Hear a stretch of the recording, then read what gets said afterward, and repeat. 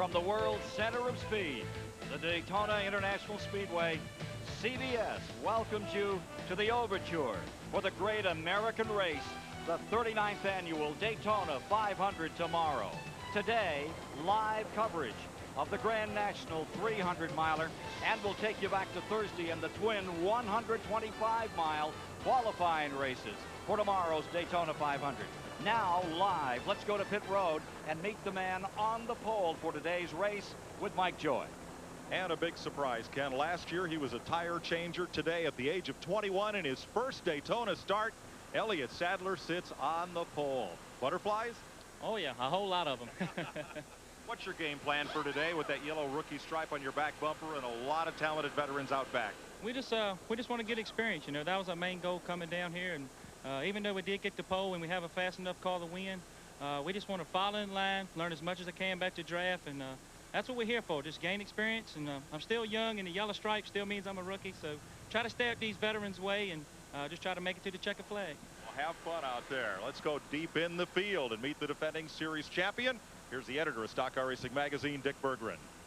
Randy LaJoie has won in this series 5 times, never at Daytona. What's it going to take for you to win this thing today, Randy?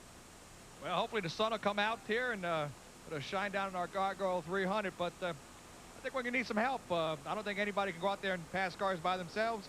I got a teammate right behind me. I got a lot of friends out there, I hope. We'll see. We got a good, strong race car here in this Fina Monte Carlo. Does it take more than one car working with you to pass? If you got to have 2, 3, how many does it take?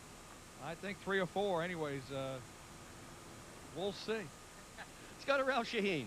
Dick, last year, Dale Jarrett finished second in the Busch race here at Daytona, but he came back the very next day and won the 500 for the first time. Dale, did you learn anything in winning the 500 that could help you get a victory here today?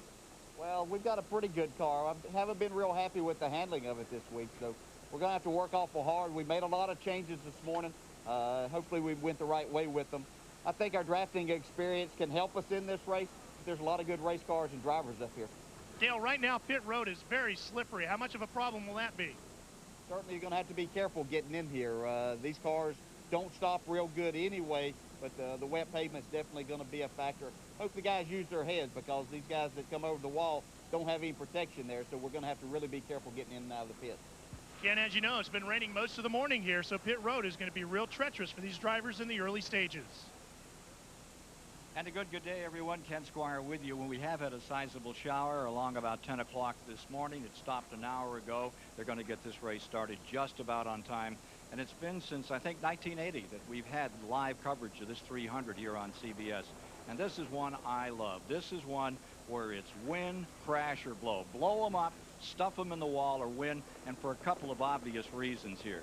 The most discriminating, discerning folks that can watch the race are along pit road, the decision makers for the rides in coming years. And to Ned Jarrett, 2-time Winston Cup champion, who's with us today, and we've got our buddy Darrell Walt. You know, he won this thing 5 times. 5 times he won it. Yeah, this is one of my, I love this race. I really would like to be out there, and tell you the truth, but this is a better place to watch it from and to call it from, because this is exciting. This is probably more exciting than tomorrow's race for a lot of guys, because there's so much at stake for these young guys, but also they're being observed, as you said, and they know it, and they put on their best show they know how. Hard racing. Well, Ned, the question for these young drivers out here today, this becomes key in their careers. Well, it really does, because as you mentioned, there are a lot of people who are here watching, car owners in Winston Cup. Sponsors representatives are here. So they'll be looking at these guys. Who has maybe the future of being a Darrell Walter for a Jeff Gordon or some of these people, and you know, there are some down there in the grid today. We have no less than 9 drivers in the field today who have never run in this 300-mile race mixed with the veterans. It's going to be interesting. Right here's a guy, Mike McLaughlin, who ran very well here last year, and he just might be a sleeper here today. Former national modified champion, Magic Shoes McLaughlin. And there's the Buckshot Jones from Georgia. Yeah, that's an interesting name. I'm real anxious to find out how he got such a nickname. He's a runner. He won one last year. And take a look at this guy, Steve Park, who's driving for the Earnhardts. He's one of those guys that everybody predicts has a bright future in auto racing. If he did not have, Dale Earnhardt would not have chosen him to drive his car. But when you talk about winning a Grand National, this is the man you talk about. There he is. He is the man in this race. He won 6 of these things last year. Mark has a real knack, he and his crew does, for maybe he doesn't qualify all that good, but he gets his car set up better than anybody else, gets better tire wear. He's the man to watch from 25th. Number 60, Mark Martin. So we're getting down toward the start. We'll be back with the starting order. Hey, by the way, Darrell, what is a gargoyle? I don't know, but I think I ran over one yesterday. Right. We'll be back with more from Daytona in a moment. CBS Sports presentation of the Gargoyles 300 is sponsored by Gargoyles Performance Eyewear. The more than 1,500 AutoZone stores across America. AutoZone, the best parts in auto parts. And by Econo Lodge. Spend a night, not a fortune, at Econo Lodge.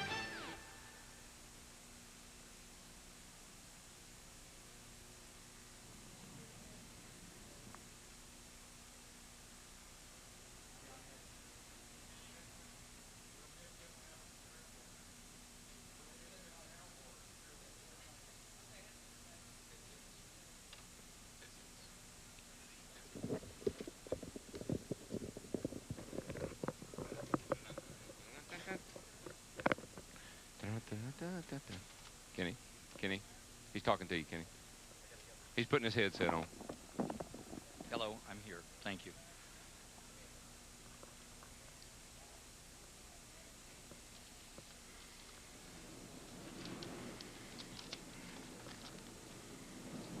Thank you.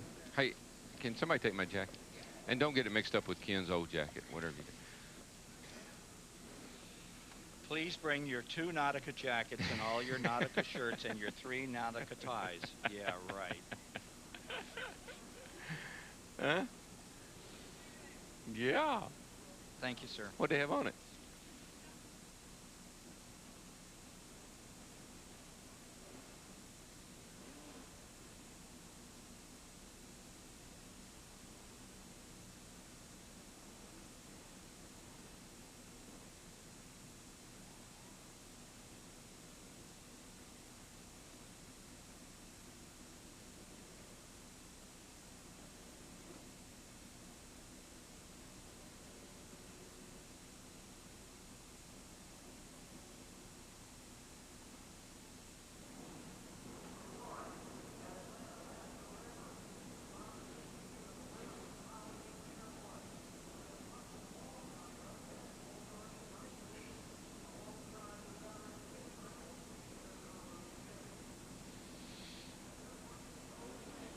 We're back with you at Daytona. The festival is on.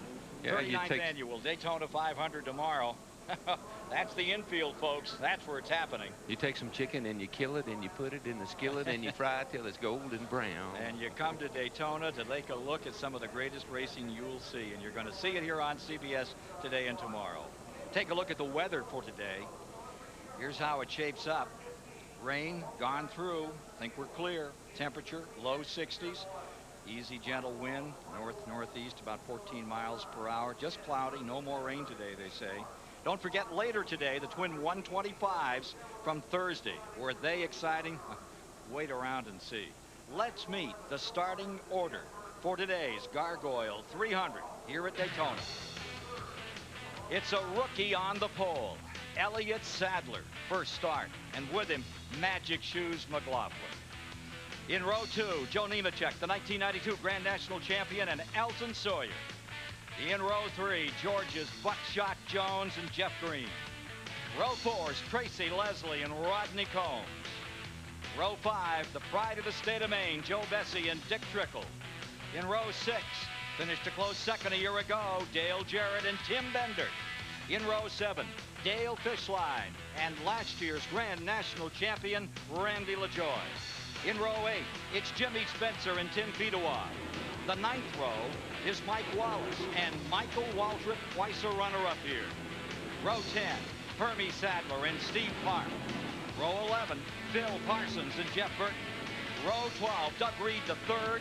And look out for Todd Bodine. He's going to come running. In the 13th row, Second on the all-time victory list, 26 in Grand National, Mark Martin and Jeff Purvis. Row 14, winner on CBS down at Homestead in the last race of the year, Kevin LePage in 96. He's got Mike Dillon alongside. Row 15's Kyle Petty with Greg Sachs. Row 16, Glenn Allen and Jeff Fuller.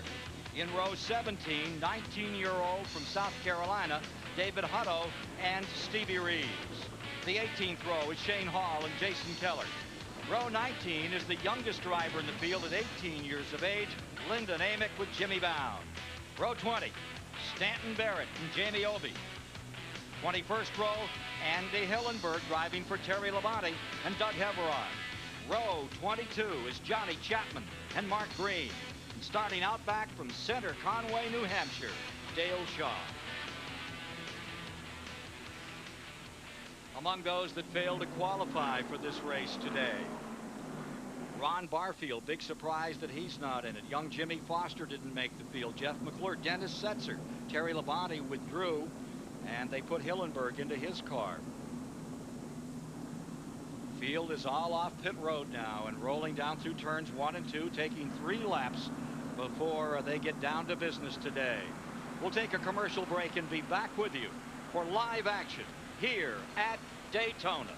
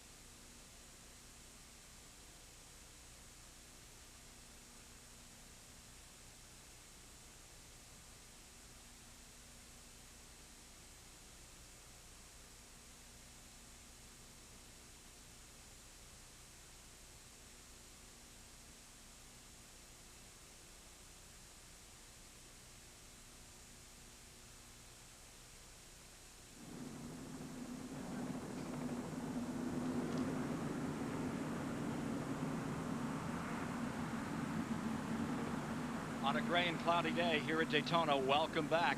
Gargoyles 300 Grand National Race 1 of the season. Take a look at the race analysis here. 45 cars starting the race, 300 miles, 120 laps on this 2.5-mile track. And the race record is by our colleague here, Darrell Walter, back in 1978, averaged over 162 miles an hour. And they're running for the biggest purse ever in the NASCAR Busch Series, $945,000. You know, Ned, I like this racetrack, and it's a D-shaped racetrack. Got the travel banked here, 18 degrees. It doesn't seem like it when you're going around the racetrack, but you're going into 18 degree, into the 6 degree straightaway, up on those high 31-degree banks where you do all your passing. We have 33 Chevrolets in the field today, 8 Fords and 4 Pontiacs. Take a look at the in-cars. Field comes by, getting ready. Got one to go. One before they set them loose. There's Joe Nemechek's onboard camera. Bell South camera starting third in today's race. And Randy LaJoie, last year's champion of the division, will be carrying one of the cameras, starting 14th. And we got Phil Parsons good shot out of his car and the channel lock car, and starting 21st. And look out for Jeff Burton. Jeff Burton in that number 9. He's back there in 22nd position, but he can haul the man. He used to be a regular in this division. Now runs a limited schedule. That's the track gear car. Todd Bodines, number 36, will start 24th. He's another rambler. Maybe a coincidence, I don't know, but all the good cameras are in the middle of kind of the back of the field. But Mark Martin's going to have, I tell you, we're going to have some fantastic shots out of the Winn-Dixie Ford. And Kevin LePage with that hype, number 88, well back in the field, starting 27. Remember, he won at Homestead here on CBS, down to that 1.5 mile Dade County track, Miami. Beautiful facility. He put him on it. Now, here is the number 5 with Andy Hillenberg now on board for Terry Labonte. They had trouble getting this car up to speed, Ken, in qualifying, and Terry Labonte chose to withdraw because he's not eligible for a provisional starting position as a result of being a Winston Cup driver. But he was high enough in the points last year. He ran enough races as a car owner that is, you know, he was in position for a provisional, and so he put a driver in there in case they didn't qualify fast enough that they could get in the field with a provisional. The driver wasn't eligible, but the car was. Exactly. And Hillenberg, they stuck him in the car because, you know, he won the ARCA race here last Sunday, so he does know how to get around the racetrack. Absolutely. Coming to green. Coming to green, this time by 65 miles an hour, was announced at the drivers' meeting for pit road today. We'll be able to hear from Ricky Pearson, the crew chief for Buckshot Jones, and from Kerry Cogswell, the crew chief for Mike McLaughlin, up there on the front row. And remember, this is a rookie bringing the field down, qualifying at 190 miles per hour. The car that won here a year ago, and we see Johnny Chapman's number 89. He's been on pit road, had a battery problem, coming back on the track. Here we come, down for the start.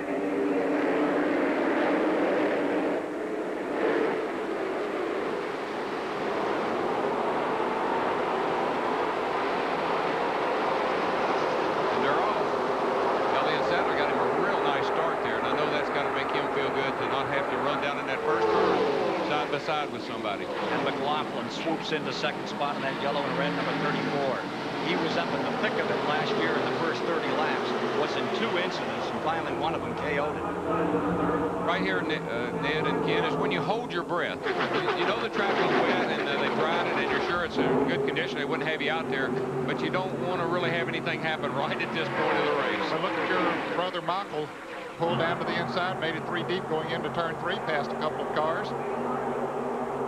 That 3 wide stuff is what really makes the drivers nervous. And the cars are that good, we know, but just a slip by anybody, and man, you got a big melee.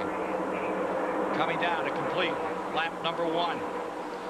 And Jeff Green, at number 8, pulls himself up into 3rd spot. Remember, he drove for Earnhardt a year ago with the black number 3. Now that white and red numeral, number 8. Man to watch. And he is a teammate to Elliott Sadler, who sat on the pole, so this car's out of the same shop. There was a lot of concern about a rookie sitting in the pole, but Elliott Sadler, just 2 years of racing experience to his credit. He's very smooth here at the start. He is, and he's getting ready to take the 300-mile rookie test. We'll see how he does when the day is over with. Right now, he's passing with flying colors. So far, so good. That's how you don't make any mistakes, kid. You just get out front and let everybody follow you. Again, this is the car that last year won with Steve Grissom as the controls. Yeah, you know, I think that's something to think about. That's the car that won here with Steve Grissom. It won at Talladega with Greg Sachs. Same car, same motor, 2 different drivers, and now Elliott is out front, so that obviously is a great race car. Look at Joe Nemechek there in 4th with the Bell South car. Those front 5 cars trying to pull away as McLaughlin looked like he wanted to take a look inside. But he's going to stay in there as they come up on Johnny Chapman. Now, Chapman, as you said, was just pulling out of the pits when the green flag dropped. So, unfortunately, he has gone a lap down. He had a battery problem, we understand. From Joe Nemechek in 3rd, 4th position now. In 4th position. Well, just as I said, those top 5 had pulled away. As we look out the windshield of Joe Nemechek's car, now the others have closed in on him. It doesn't take long in the draft here at Daytona to close the gap. No, if these guys back here, they're running side by side, there's nothing they can do about that. Don't get me wrong, but if they could get lined up in single file, they'll pull themselves right back up to that lead pack.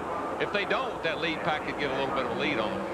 Boy, that's tight racing off turn 2 there. Joe Messi in the number 6 right in the middle, and underneath him is Kevin LePage. Boy, look at that. Now, folks, these cars are running 190 miles an hour down that back straightaway. Yeah, they average 188.4 on that last lap. Preview of things to come tomorrow on CBS. Look at LaJoy. Daytona 500. LaJoy down on the inside. LaJoy drives down onto the bottom, and he's got the 63 pinned on the outside. Tracy Leslie back through the tri-oval another time. LaJoy's making some good moves here, and he's trying to get up toward the front. Towards 6. That's Joe Nemechek right there in front of him, and that's 2 real good race cars. LaJoy's got the inside line, and he's going to pull ahead of Nemechek. Nemechek falling back. He was in 5th. He'll go to 6. And that double 0 is up there, contending now in 4th spot. Take a look at that black car. They've got the shotgun loaded. And here comes Buckshot Jones down on the inside for 3rd position. McLaughlin falls back 1. That's about Pontiac's best hope right there in that double 0 car. Look at LaJoy pulling up on the outside. Doesn't have a lot of help up there. There's no movement right on his bumper, but boy, he made a great move up on the outside. So many times he and Mark Martin, they never qualify all that good, but boy, when that green flag comes out, they take off to the front. Uncle Mike's not doing bad either. My brother, Mikey, he's doing pretty good. And where's Dale at, Ned? He dropped back to about 19th. He's moved back up now to 17th position. He said he wasn't happy with his car. You know, he said that in the opening. I don't know what the problem was. Something with the handle, I think. Yeah, I think he definitely was not pleased with the way that he was driving. Do y'all discuss setup or anything, you and Dale? No, I don't know anything about his car today, Darrell. Steve Park has come from 20th to 13th in car number 3. But up to the outside, the 74. Takes that outside handrail and pulls himself around. Here comes defending Grand National Champion Randy LaJoy on the outside, pressing, going up for 3rd. See, here's something that LaJoy learned in the IROC race, I think, Ken. Run that high line. He saw Bill Elliott doing the qualifier. He saw that happen in the IROC race yesterday. I think that draft in has really helped him out for the day's race. That's pretty impressive, the way that he's gone up there and passed those cars. Now he's going to try the leaders. Randy LaJoy in his first International Race of Champions yesterday. Al Unser Jr. won it, but the biggest ovation of the day was for Darrell Waltrip. He had 50,000 people standing and cheering, and then the motor went away. What was that all about? I don't know. Maybe I abused it somehow. I'm not sure, but I tell you, I had a ball. Those cars were so much fun to drive yesterday. And you know, the good news is I start on the outside pole when we get to Charlotte. All right, take a look up in front. Here comes Elliott Sadler, the youngster out of Virginia, still in front. And Jeff Green is hanging right in there in 2nd. Randy LaJoy has pulled himself up into 3rd. Let's go to Mike Joy. Steve Bird is having a look here at the TV monitor, watching Randy LaJoy go to the front. Are you comfortable with him setting this kind of pace this early? Mike, I didn't hear you. Are you comfortable with him setting this kind of pace this early? Well, it's pretty early here now. We know we got a good car, so we might as well get out and see what we can do, you know, see if it's going to burn the tires up or something else, you know. So it's been great all week, so let's see what we can do. If he burns the tires up, we know we got to cool it a little bit later. Steve Bird. I tell you, the guy's really backslid is McLaughlin, the outside pole setter. He was right there, and now he's back, gosh, 9th place. He fought for the lead so hard last year, and he got caught up twice and finally knocked out of the race, playing it a little more conservatively this year. I know we're talking about the leaders, but folks, there's a whale of a side-by-side battle going on back here for about 8th, 9th, 10th, 11th place. There it comes. Coming at you. From 1st to about 23rd to like 1.3 seconds. Steve Park up into 8th in the number 3. You know, I don't know about that number 3 car. I don't know how good it's going to be. It's not black. I don't know about a blue 3 car. Do you? That looks pretty good right now. Yeah, he is moving. Starting 20th place. Mike Waltrip just on the outside of him. The 21 car in 9th. McLaughlin slipping back a bit. Michael, he moved up. Michael Waltrip, my brother there, moved up from 18th spot to 9th already, so he's on the move too. Well, did you see? Excuse me, Ned. Someone else in that car number 4 right in the middle of that pack, Jeff Purvis, has moved from 26th all the way up there in the middle of that pack. He's currently being shown in 13th position. Purvis was on the pole a year back. This year could do no better than 26th starting position. We rolled this one out. I'll tell you who also is flying is Todd Bodine. He's up to 7th in car number 36. So he's come from 24th to 7th. And for more on that story, let's go to Ralph Shaheen. Well, and Kenny did that in about 8 laps. Clyde McLeod is his crew chief. Clyde, he is flying. Is he going too fast, or are you comfortable with his pace? I just want him to get where he's comfortable with the people around him. Stanley Tools Pontiac's running really well. We screwed up qualifying, so we started a little further back than we should have been. But we had a good car yesterday, so I expect him to run that well. So while his teammate Magic Shoes McLaughlin slides backwards, Todd Bodine goes forward, Ken. He's always strong in this 300. Todd Bodine. And did we mention that our pole setter is still our pole setter? That's about the only position that hasn't changed so far in this race. Elliott Sadler, for a rookie, is giving a great performance in the early laps of the Gargoyles 300 here at the Daytona International Speedway, continuing to hold the lead over Jeff Green and Randy LaJoie. CBS Sports coverage of the 97 Gargoyles 300 continues after this message and a word from your local station.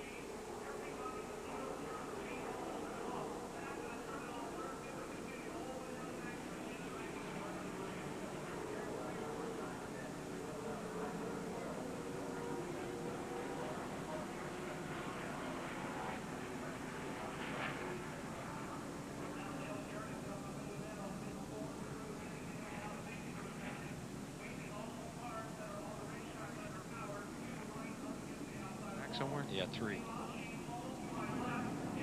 Oh, he's his car out here, isn't he? Yeah. Yeah. Took a pretty good lick.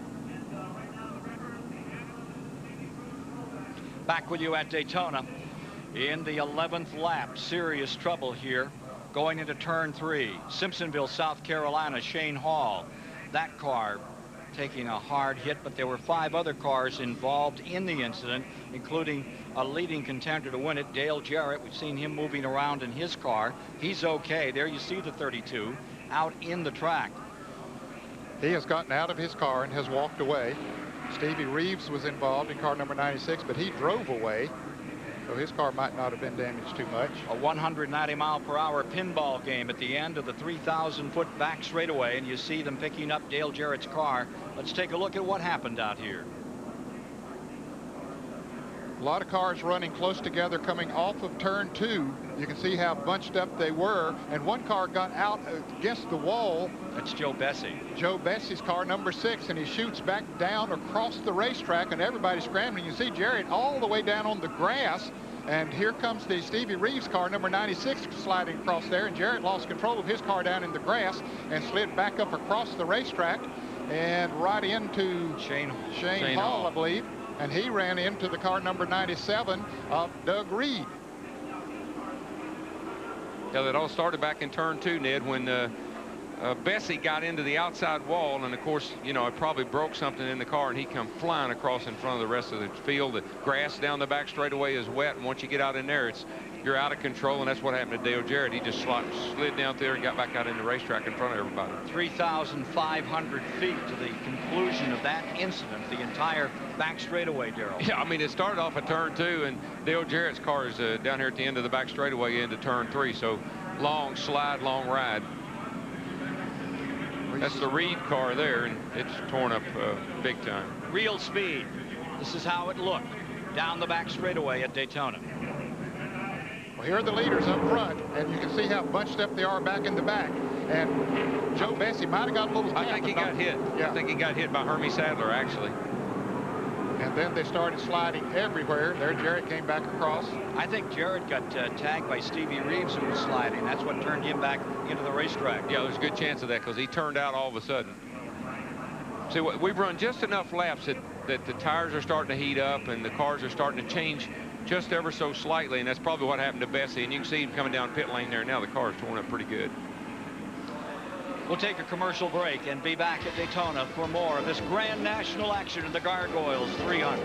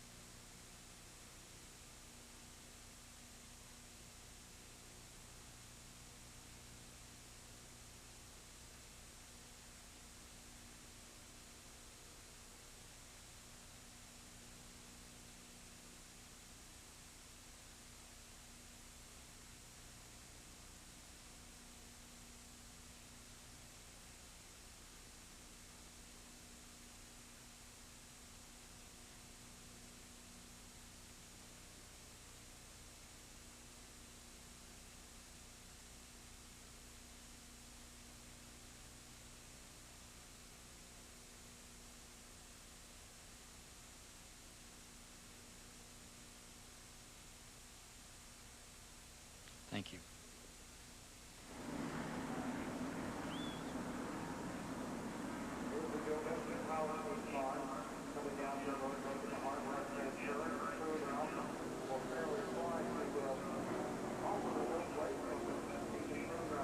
One lap to racing, and welcome back to the Daytona International Speedway, where as they complete lap 15, 37.5 miles with 262.5 to go. We're coming out of our first caution period in the race that collected 6 cars out here, and after 14 of 120 laps, here's how the field is running in this event. See Bodine up there to 7th and Michael Waltrip into 8th. McLaughlin falling back from outside of the front row. Let's go down to Dick Berggren for a moment.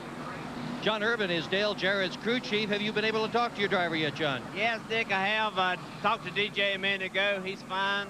He's sorry that the White Rain Ford's not going to make it the rest of the day, but the car had a little loose condition, and we was just going to try to take it easy a little bit, and I guess that's what happens when you're back there and something like that. It seemed like somebody got in the wall, and the 6th car came down toward him, and he was trying to dodge him, and he got in the grass, and it being it's rained all morning, he took him a good little spin. He's real lucky after seeing the replay here on CBS that he didn't get hurt or anything after coming back up on the road.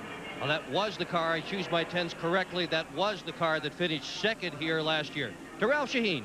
All right, we got Scott Dale Jarrett coming out of the hospital now. Dale, how you doing and what happened? I'm okay. the 6 car got into the wall and coming off a 2, and I thought he was going to stay against the wall. I went to the inside, and he came shooting across the racetrack, and I thought he was coming into my right rear quarter, and I swerved to miss him a little bit. When I did, I got off into the grass, and then I was just along for the ride, and unfortunately got somebody else involved. Back to Mike Joy. Only one driver at this end of the pit stopped under caution. Rodney Combs took right side tires. Track position is so important and passing so difficult, Ken. The teams think they can go 49 to 51 laps on a tank of fuel if it's all green flag racing, and most will try to stay out and do that. Let's review for you again. Thank you, Mike. Those cars that were involved in this incident, Ned.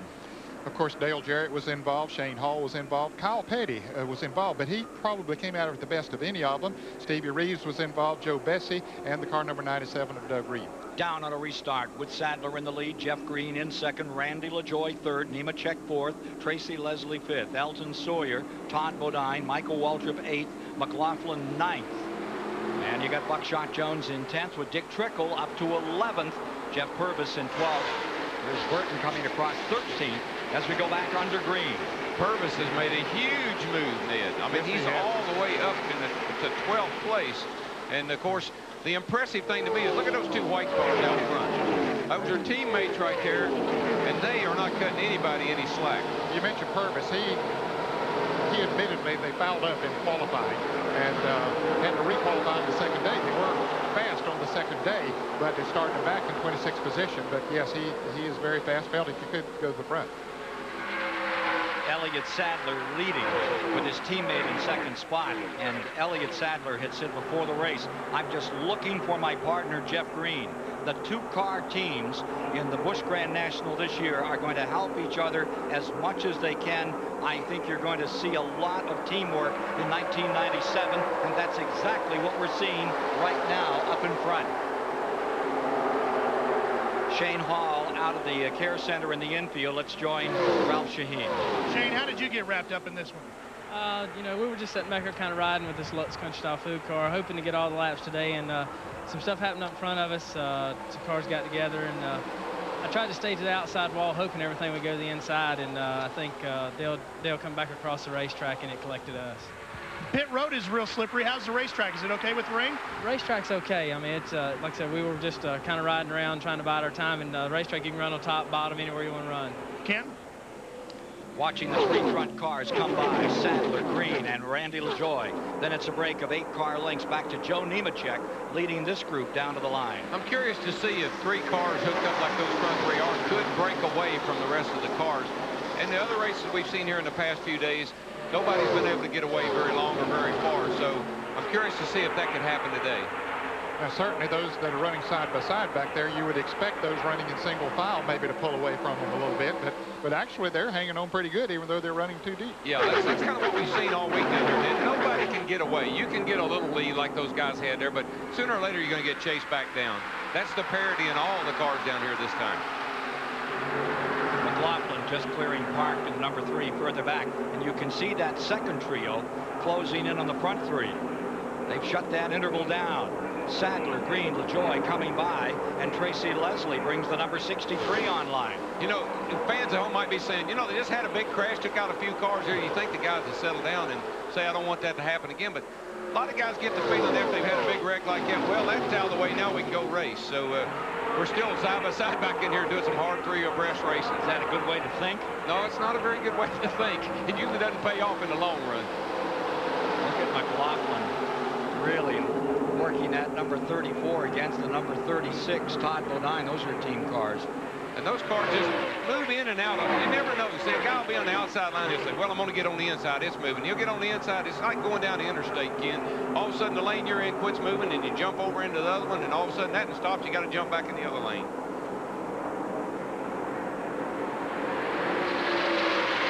Moving out through that now comes Michael Waltrip. He's up to 7th spot. He's been a contender here before. Mark Martin is on pit road, unscheduled stop. Boy, I don't know about that. That's got to be a problem of some kind. Now, this is definitely an unscheduled stop because they reported from the pits they should be able to go about 50 laps as far as fuel is concerned. He comes into the pits. He's got to think it's a tire. Mike Joy? Ned must have had a vibration. They are taking one round of wedge out of the right rear and changing the right side tires, one of which is flat. 12 and a half seconds. 12 and a half seconds, and he's back underway as you ride back onto the Speedway with Mark Martin.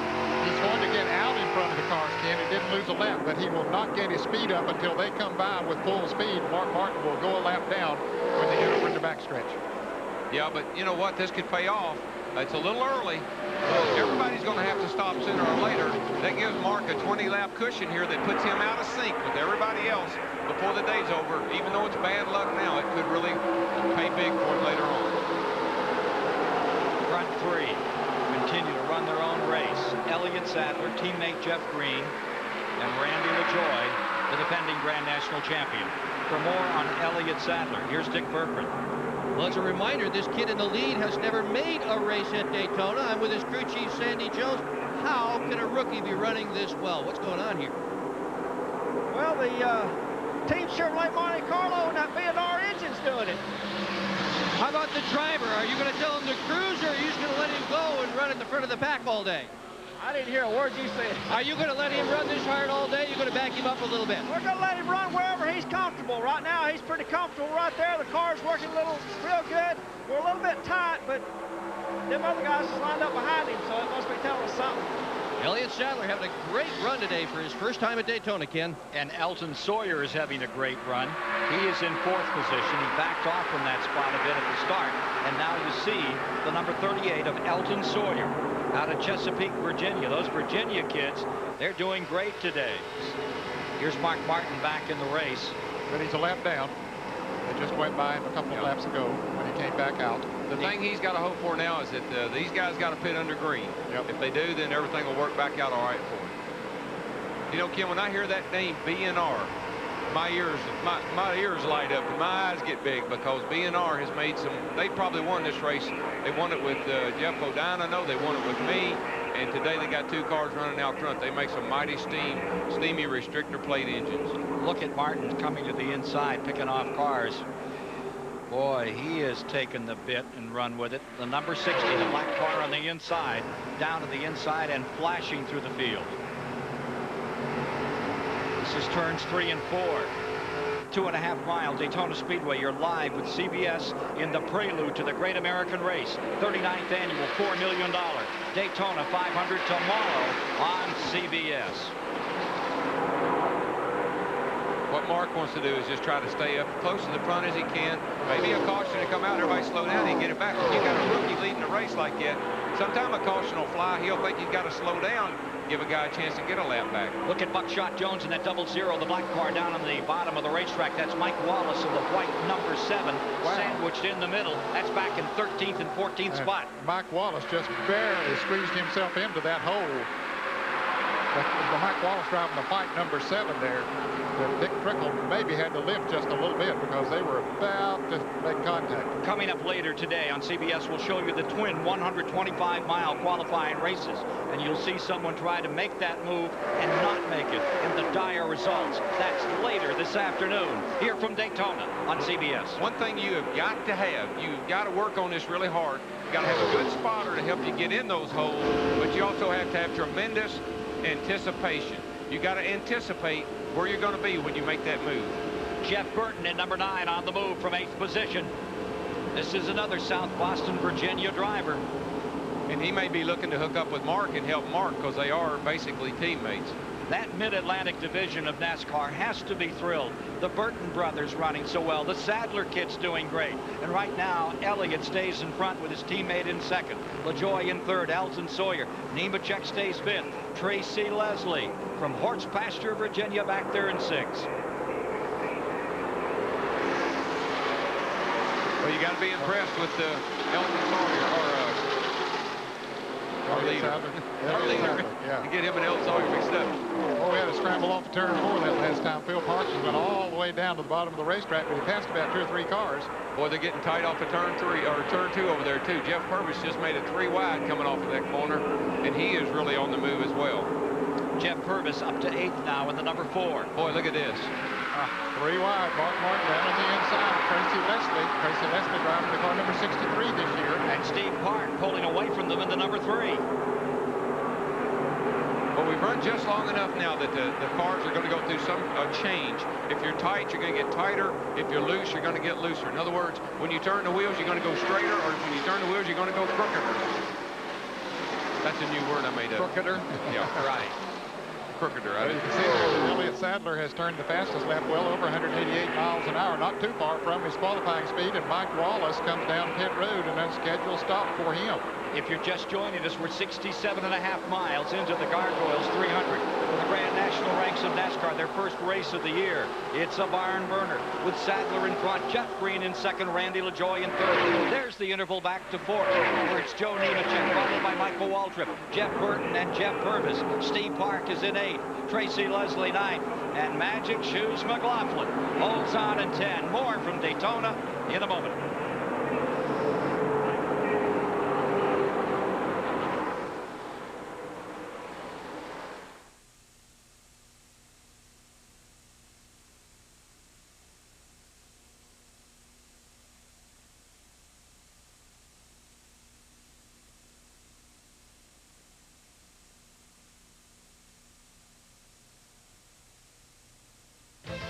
CB.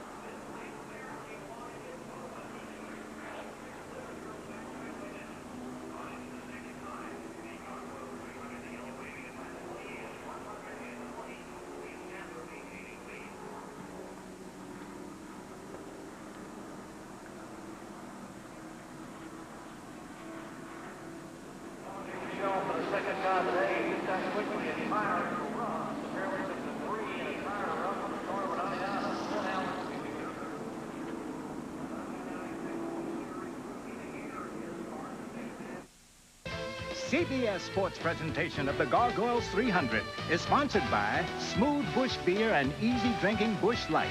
Busch, the official beer of NASCAR. Goodyear, #1 in tires. And by Ford F-150, strength after strength after strength. And we're back with you at Daytona International Speedway. Caution out for the second time, major crash. You're looking here at number 24. That's the 19-year-old from Rock Hill, South Carolina, now out of southern Florida, where some local businessmen got together to give the 19-year-old his opportunity in this 300. And the car took a severe hit as it came off the second turn wall. There you see Stanton Barrett, another youngster. His 81 car has been crashed. Car number 99 of Glenn Allen was involved. He drove away from it, Ken, but later hit the wall here on the front stretch when a tire blew out. He was trying to catch up to the pack. And also car number 35 was involved in it, Lyndon Amick. And Lyndon Amick was the Dash champion this last year and Hutto the year before. And both of those youngsters have lost their cars. Amick, 18 years old, the youngest driver on the field. The 18-year-old, there you see Amick's number 35, the Rockwell car, now being pulled in. Let's take a look at what happened here in turn 2 moments ago. Well, there's the 24 car of Amick, or Hutto, the black car. He loses it just by himself there. The back end gets out from under him. He scoots back up across the racetrack. And usually that is not good, and it isn't in this case, because the 99 car had spun and hit something back there, and the car number 35 of Lyndon Amick then came along him, and Stan Barrett in the car number 81 got involved as well. All of those cars hitting very hard. Those are huge hits. That's at about 185 or 90 miles an hour. And those are big licks those guys took. Good thing they're young boys, because hopefully they're all right. I'm sure they are. They all were moving around. That's hard stuff, as you can attest after that 190-mile-an-hour crash you had with Earnhardt at Charlotte. I tell you what. David Hutto's number 24 Terrible abuse on the front of that car. It's Kyle Petty's car there. They seem to, that's some damage from the earlier wreck. They seem to be trying to tape the front end back up on that car. We are at lap 30. Another look, and perhaps we can get Ned to give us a telestrator. Okay, we're going to look at this car number 24 as he comes there, and see it's right in between the 37 car and the 5 car, and see the back end just gets loose right along here as he comes in there. The back end gets loose. He spins it up into the wall, or down first, and then he'll back into the wall up on the outside right in front of the car number 35 that's coming in there, that hits him very hard. And the car number 35 of Lyndon Amick had nowhere to go. He was in the groove, and of course the car number 99 got involved there as well. Now those two drivers both came out of the Dash Series. Hutto won the Dash title in '95, Amick in '96. They're both youngsters on their way up, and their cars destroyed in this incident off turn 2 in the 29th lap. Now, there are those involved in this crash. Stanton Barrett, son of Stan Barrett, Hutto, Amick, and Allen's 99, and as Ned pointed out, came all the way around the racetrack and blew out the right front and tagged the wall here in the main straightaway, going about 70 miles an hour. CBS Sports coverage of the 1997 Gargoyles 300 continues after this message and a word from your local station.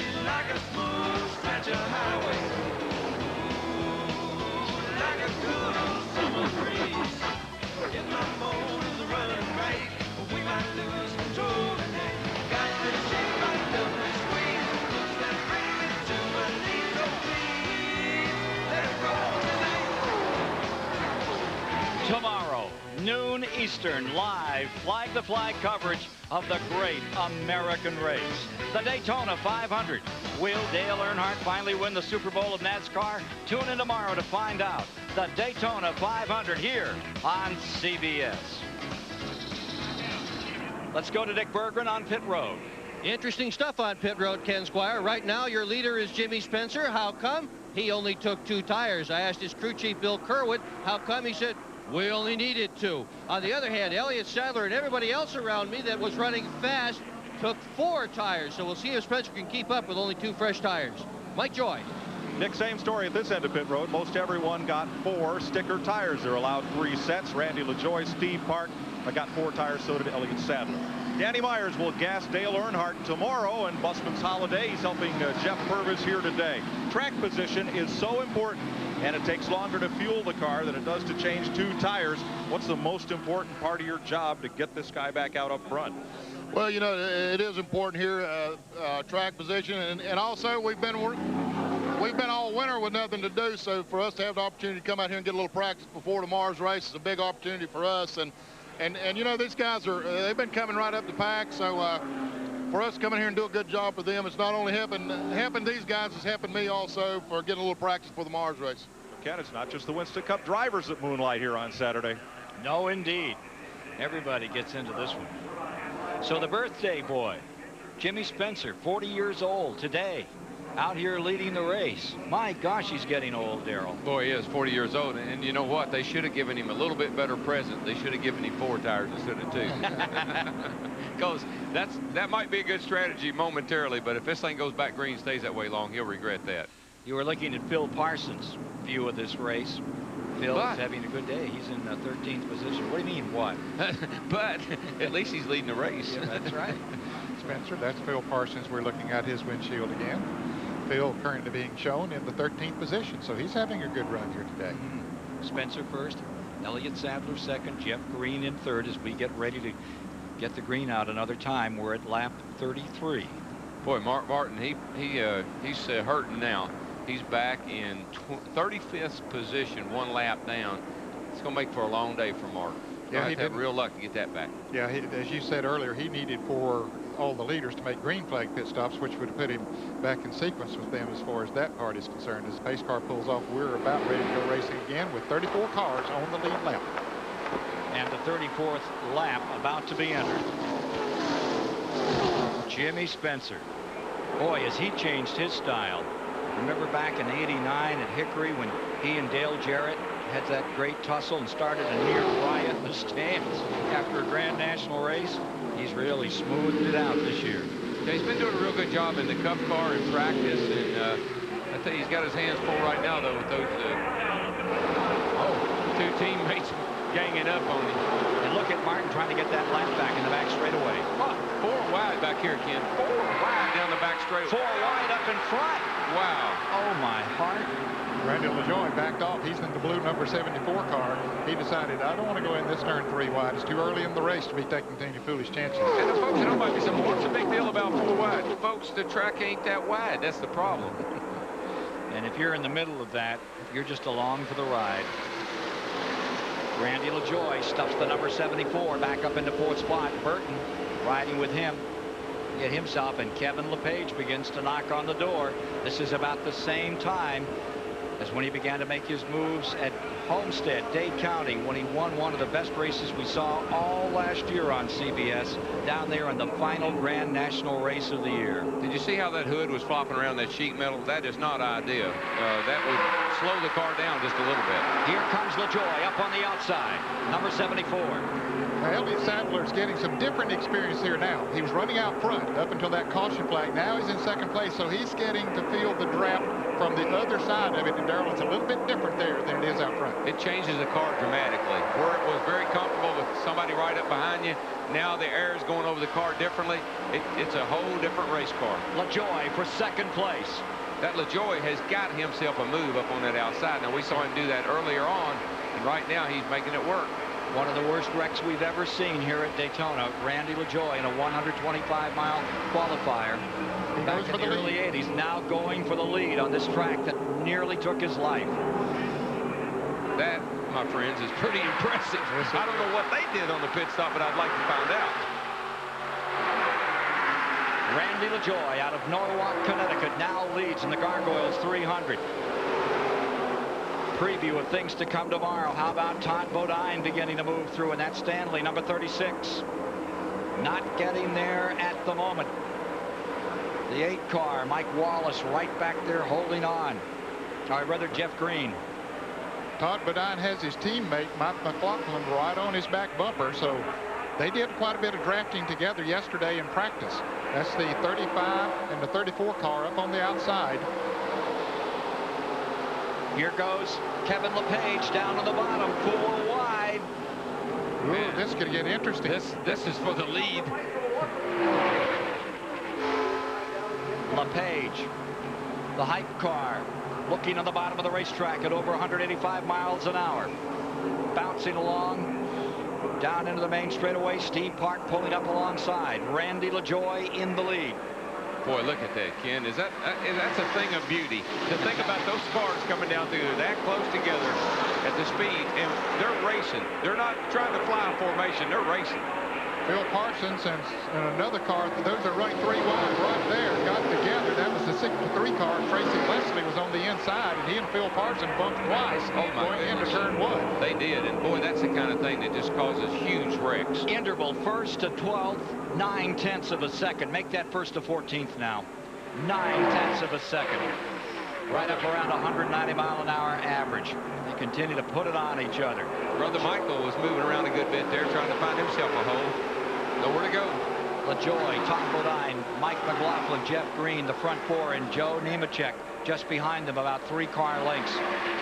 Boy, Steve Park has got his hand full of his car. He was all over the place. Let's go to Ralph Shaheen quickly. Stanton, what happened out there? Well, we were running real well with the power bar car, Chevrolet.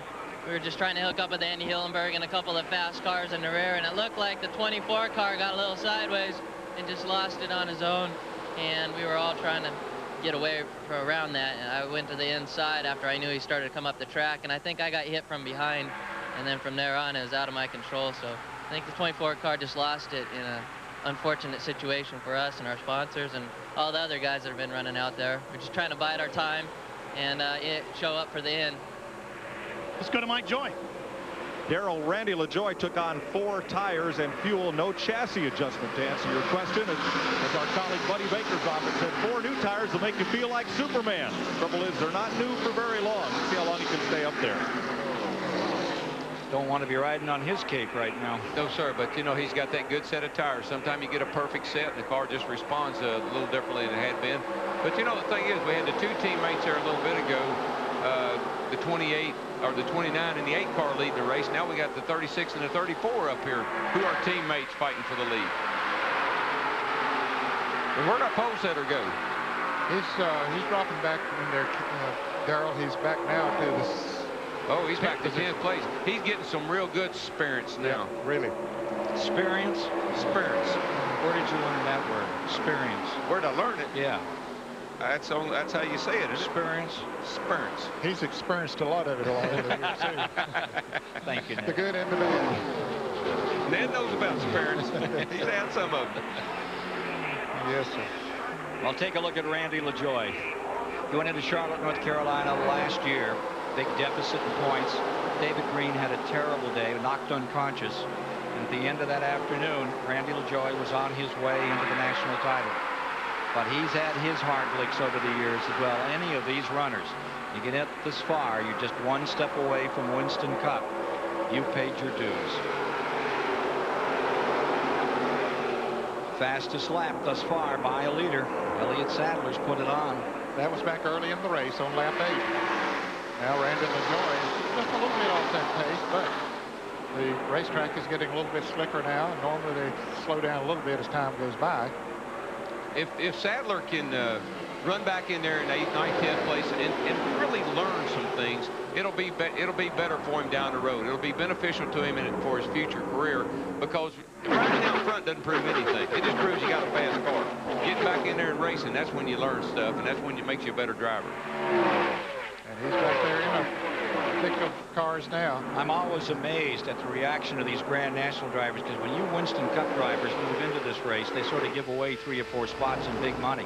But they really feel there is so much to learn from running with veterans in this event on Saturday before the Daytona 500. Not only on the racetrack. Trouble. Kevin LePage around, spinning, coming to the inside. There's a car going down through the grass. Looks like it's hard. That's bound. bound in the 51. Jim Bound spinning.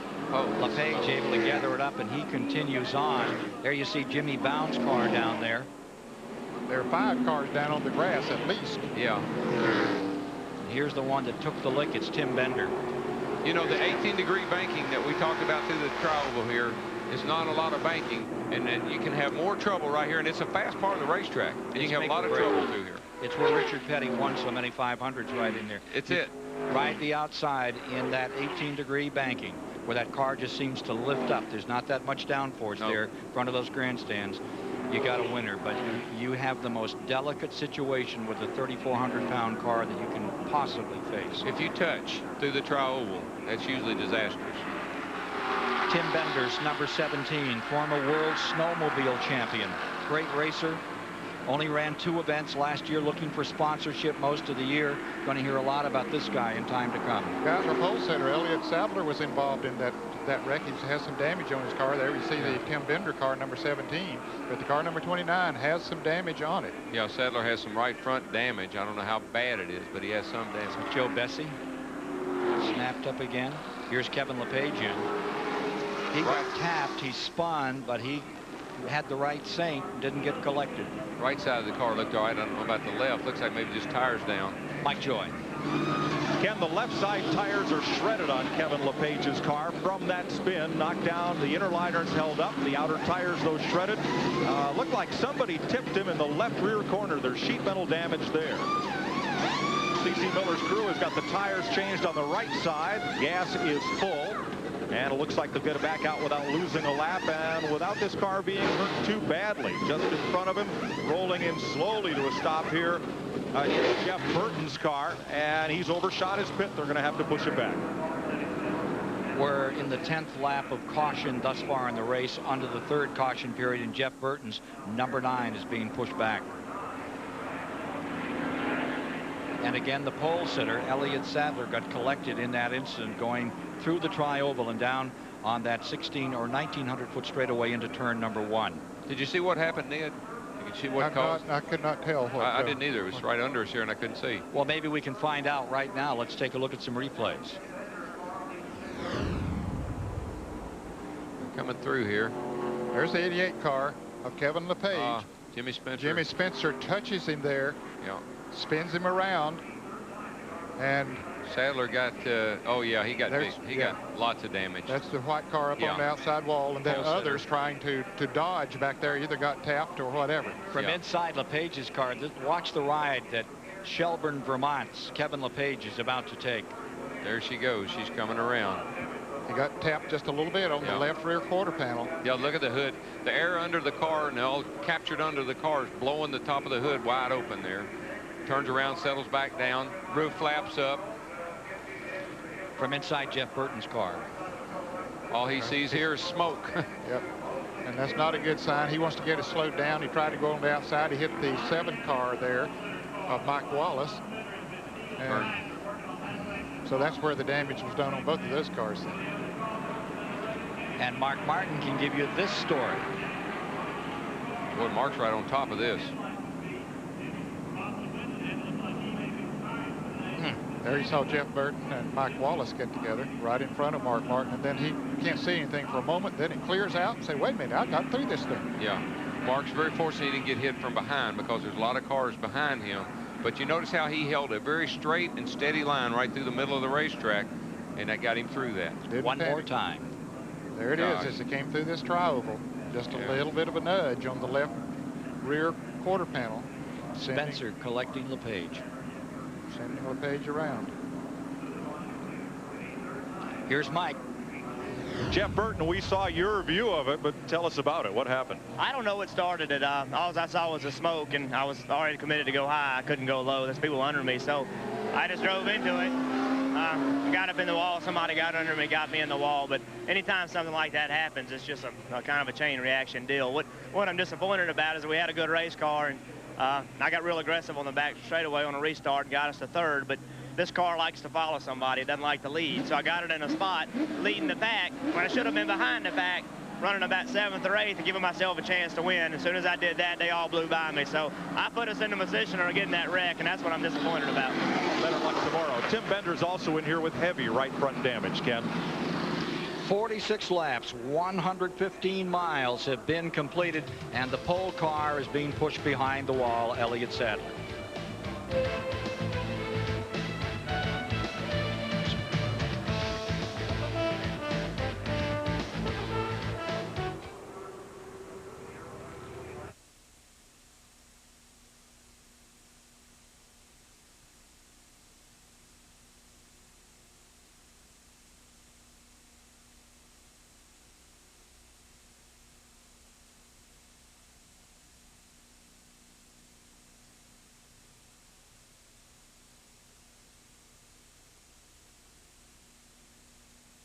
Sports Race Summary is sponsored.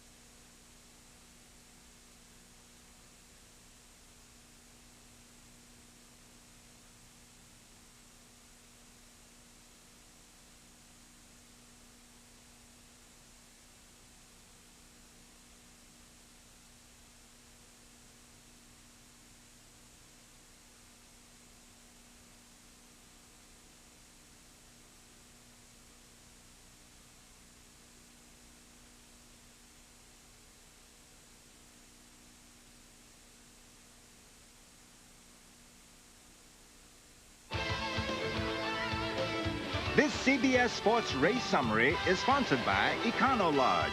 Spend a night, not a fortune. Race summary after 46 laps complete. 3 different leaders, swapping the lead twice, average speed 134 miles an hour. 3 cautions, 12 laps, cars out of the race. A total of 7 to date, and there you see them to the present moment. Now, there's been another retiree. Let me correct something here. A moment ago, we said the white and red number 29 had gone behind the wall. It was the white, red numeral number 20 of Jimmy Spencer that has gone back to the garage area. Tire change on number 88, Kevin LePage's car, in slow motion here as they continue to change right front tires and get him back out here in this caution condition. See the overflow of the gas. You just keep pouring it in and it keeps coming out. Well, this red can here that's this guy's holding is supposed to be stuffed up in there catching that. I think he'll get it in there in a second. Here you go. So it's a, you know, it's a thing of beauty. At least it is to me, to see those guys work like they do, to run around the car and do the things they got to do and do it in 20 seconds. It's a thing of beauty. Now, the number 20 Spencer car is back in the garage area. We think there's a story there. We'll get with it and give it to you as soon as we get some more facts about what has happened with Jimmy Spencer's number 20 out of the race. Yeah, we didn't see anything wrong with the car. All of a sudden, they're pushing it behind the wall, so that's interesting. Stay tuned.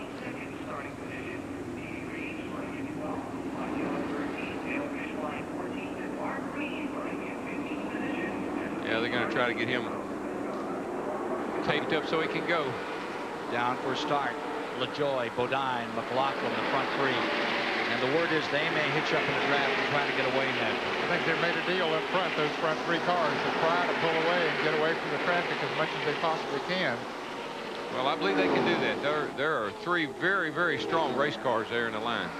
Jeff Green in 4th, Nemechek in 5th, and Michael Waltrip to 6th with Dick Trickle in the 7th and Purvis into 8th, Sachs to 9th. Let's go to Mike Joy. During that last run of green flag racing, Northeasterners, Randy LaJoie, Todd Bodine, and Mike McLaughlin, their crew chiefs got together, their spotters got together on the route. They made a deal. The three of them have a lot of laps running with each other. They're going to try to link up and try to break away. Here's Dick Berggren. Well, Elliott Sadler has been in for a fair while. They were working on the car. Mechanically, it's all right. Here's the real problem. It's aerodynamic. The car is all torn up. They've got taped together. They can bring him back in again, tape up a little bit more of the front end. He might get going again. Certainly not as well as he had been going when leading the race. Front four, nose to tail, trying to draft away from the field.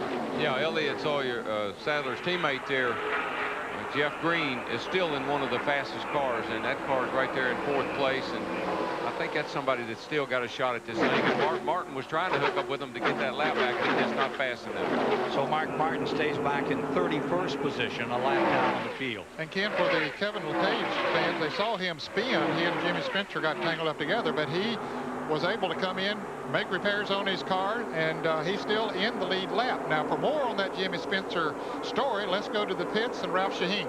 Well, let's find out. Jimmy, what's the story? All of a sudden you're running. Next thing we know, you're behind the wall.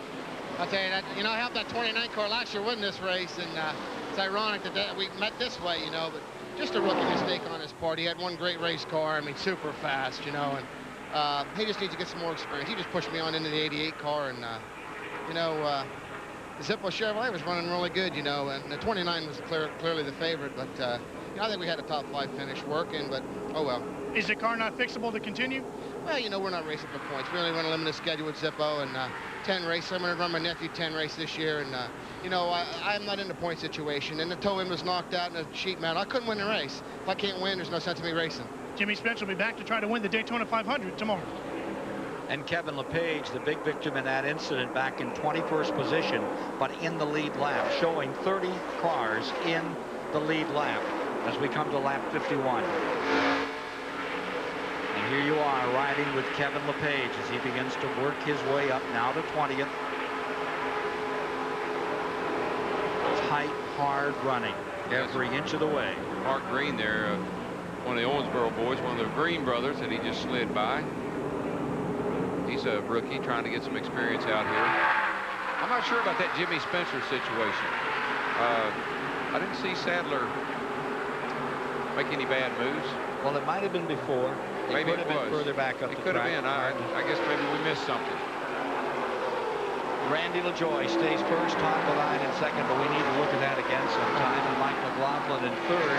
Mike McLaughlin just got passed for third by the 8 car of Jeff Green, and then he has slowed a little bit, Ken. Mike McLaughlin has. He definitely is off the pace. Yeah, he's slowed. Something happened to that car. Jamie Obey going up and around him. Yeah, he's off the pace. Yep, big time. I would say he's lost a cylinder.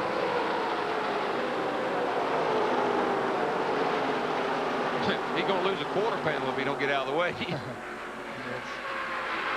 too bad. He had an awfully good race car. Had his hopes very high for this event today. Second year in a row that there's been an X on McLaughlin here.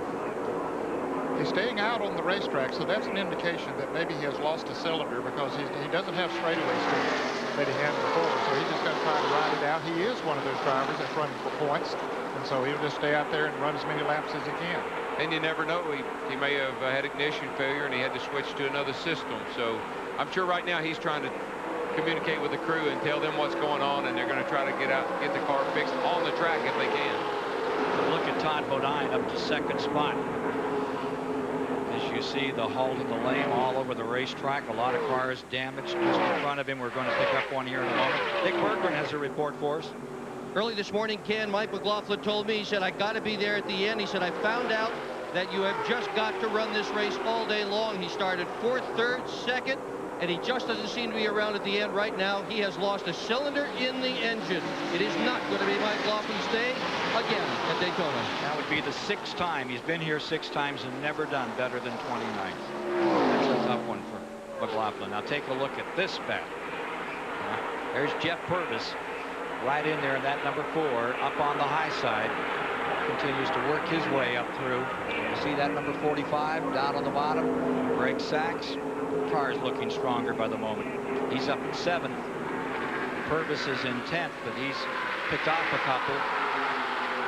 Up to 8th goes the number 4 Purvis. He was in 10th last time by. And there's that car, Stevie Reeves, the car number 96 up there, and he was involved in that first big crash that we had over there, but didn't do a lot of damage to his car, so he's back out there running good. There's LePage. No, that's not LePage. That's the 45 car, Sachs. He's running pretty well too. And there's Mark. Poor old Mark. He just can't keep. He can't get up there to get that lap back. I think he's going to just struggle. That's a shot from Mark's camera there, and he's seen a lot of action today. He saw that wreck down there, took all those cars out, but he just doesn't seem to have the speed he needs to get up front. He sure had his problems here on the big super speedway with that Winn-Dixie car. Jason Keller in the pits. Here's Mike Joy. Well, Jason Keller has shredded a left front tire. They're lifting the hood to see if any further damage was done when that tire went. So they'll replace the tire, look for any cut lines. He does have a bit of oil on the windshield. Jeff Fuller was also in the Sunoco Chevy. He had problems with his left front as well 1 lap ago.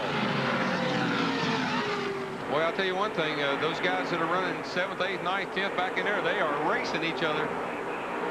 That's Jeff Purvis in the number 4 up on the outside. Greg Sachs on the bottom. Purvis, winner at Richmond, winner at Michigan a year ago, trying to make his move. There's Tim Fiedel in that car number 33. He's a teammate to Randy LaJoy this year. The number 33 car. Running up there in 10th position at the moment. Had that great win at Nazareth 2 years ago.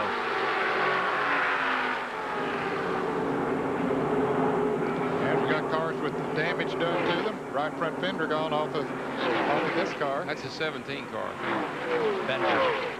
Apparently Tim Bender planning to run a lot of races this year, so he wants to stay with the points as much as he can. There's an enthusiast, number 1 race fan right there. Yeah. He's cheering for LaJoy, or that guy in second, Todd Bodine.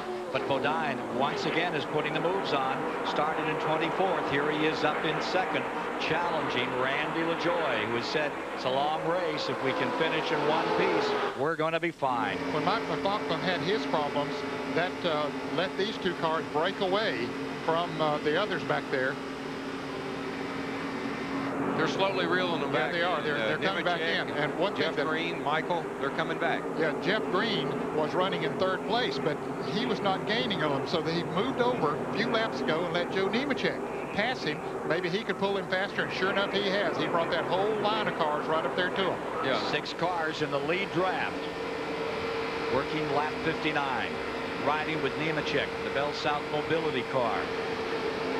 Got to give a call to Michael, too. He's done a good job. He's up in 5th place. He's dodged all those wrecks, and there he goes into 4th place. Well, now, Darrell, I talked about they let Nemechek get up there to pull him up there, and then by golly, they got him up there and they passed him. That's not nice. That's what happens, Dad. That's the way they race these days. Look at Dick Trickle at number 64, and what a story with Trickle this week, Ned. A tough story, a hard story. Well, his nephew was shot while riding down the interstate or the highway out in Las Vegas, and has been in very critical condition since then. And certainly our prayers go out to him. And a tremendous young, talented driver, 20-odd years old, and we've seen him on some of the races they have out there on the West Southwest Coast. Tour, Southwest champion, Tour. Great kid. And a great kid, and just a random thing, I guess. Drive-by shooting off a bridge. Yep. And Chris Trickle. Yeah. And Dick Trickle called them again yesterday, and they said, there's only one thing for you to do, Dick, and that's to get out here and do as best as you can at Daytona. Well, we got to fight for the lead all of a sudden. We're coming up, coming up to the halfway mark. There's some money there. Is that what it is? Yeah. They don't need any halfway money to get their attention. They stand on it all the way around. It's not like you Winston Cup fellas that go back there in the weeds and wait for that halfway. Here they come with LaJoy still in front. And here's Mike Joy. This is transmission or rear end grease where it doesn't belong in the back of Jason Keller's car. He ran over a piece of tire from another car, And right now they're going to disable the rear end cooler by cutting the belt and tying off the lines. It is leaking here from the rear of the car. Also, Jason is not sure if he can get the transmission in gear. He's losing a lot of laps, but they'll do everything they can to get back out there. Well, he's one of those drivers that would be trying to run for the championship in this division. Well, it's disappointing to come to their biggest race of the year and they then have trouble in it, get off to a bad start. You can't. Excuse me, Dan. I'm sorry. Dan, I think what we're seeing, you got LaJoy, the champion, leading a guy that I think is going to give him a run for his money all year long, Todd Bodine. And, of course, I still got to say, Michael's doing a great job in that Band-Aid Ford up there in 3rd place. Having a great run. Joe Nemechek in 4th. And Jeff Green's another guy that's going to be a real championship contender all year long right there in 5th place. So you got some guys that need to have good finish and get off to a good start if you want to win that Busch Grand National Championship. But one must remember that Todd Bodine can lie back there and then he can strike. Nothing more impressive than three-way shootout at Rockingham in October a couple of years ago when he stole that race from Johnny Benson and Mike Wallace battling door to door out of turn 4. And lo and behold, you come to the finish line. Bodine swinging low that day and getting across that finish line by 6 inches. Watch for Bodine anytime he's up close to the front. He can strike and he can kill. He is good. Yeah, he is. He's a very knowledgeable young man. You know, he's a great mechanic and he's built cars himself. And that's how he got into Winston Cup racing and now into Busch Grand National racing, was being a good fabricator and a good car builder. Around Joe Bessie's number 6, well down after he was caught up in an incident earlier in 38th position. You're watching as Randy LaJoy stays in front. Todd Bodine hangs on to 2nd. Michael Waldron to 3rd. Nemechek in 4th. Jeff Green is in 5th, and Dick Trickle is in 6th, with Mike Dillon 7th, Sachs 8th, Fedewa and Tracy Leslie rounding out the top 10. And that number 70, Dave Fishline, is having a very good run today. Yeah, he's a very talented driver, and you know, he's trying to make a mark for himself through this series. I think he's got a great future ahead of him. That's that blue car down at the bottom going into turn number 1. Back with the leaders another time. Here's LaJoy. Cannon fans are wondering about Mike McLaughlin, who was running up there in 2nd place a while ago. He has dropped back now to 23rd place. He's still on the lead lap, but he's more than a half lap behind the leaders.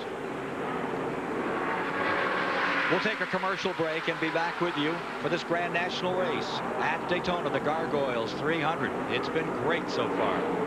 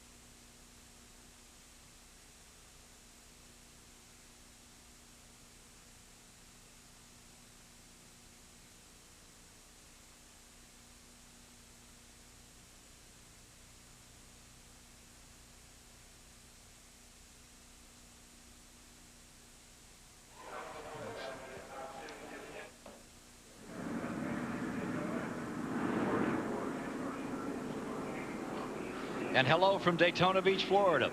Welcome aboard. The overture to the Daytona 500 tomorrow here on CBS.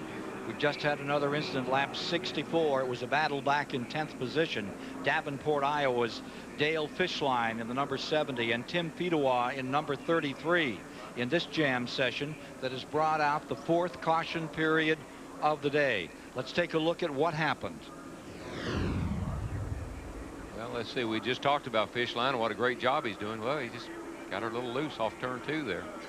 Comes right back up and hits Tim Fedewa, car number 33. Mark Martin tries to dodge him in the car 60, and he cut it a little bit too sharp. Yeah. And then lost control up onto the outside wall and then bounces back down into the grass. And for the 6th year, trouble for Mark Martin follows him into this 300. Yeah. Here he comes. This is out of Mark's car, and he's coming off of turn 2 here, and all of a sudden he sees trouble. He says, which way should I go? Oh, he's going to come back across. Let me go inside. No, I can't get between them. Oh, here comes the ouch. He just had to cut it so sharp that it broke loose. Yeah, he was going so fast, he got the car swinging, and he couldn't hold on to it.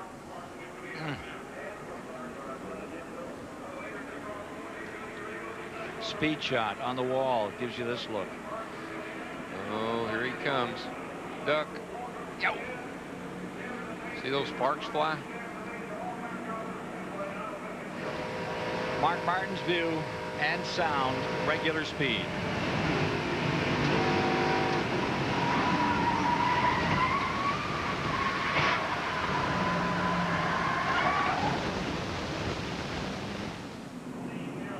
Tough way to end today. Did you hear him?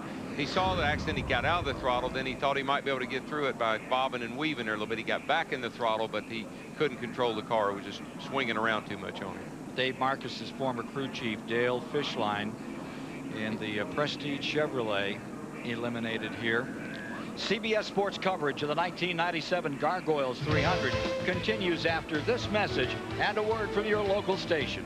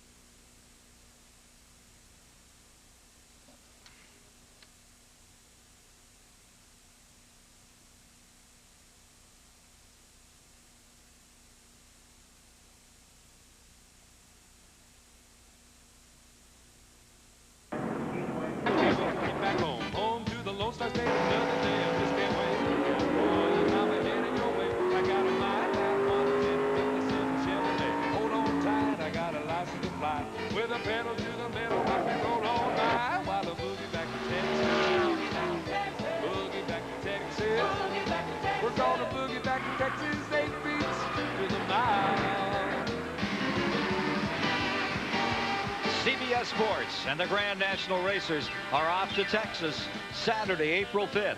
We'll have live flag-to-flag coverage of the Coca-Cola 300 from the new Texas Motor Speedway.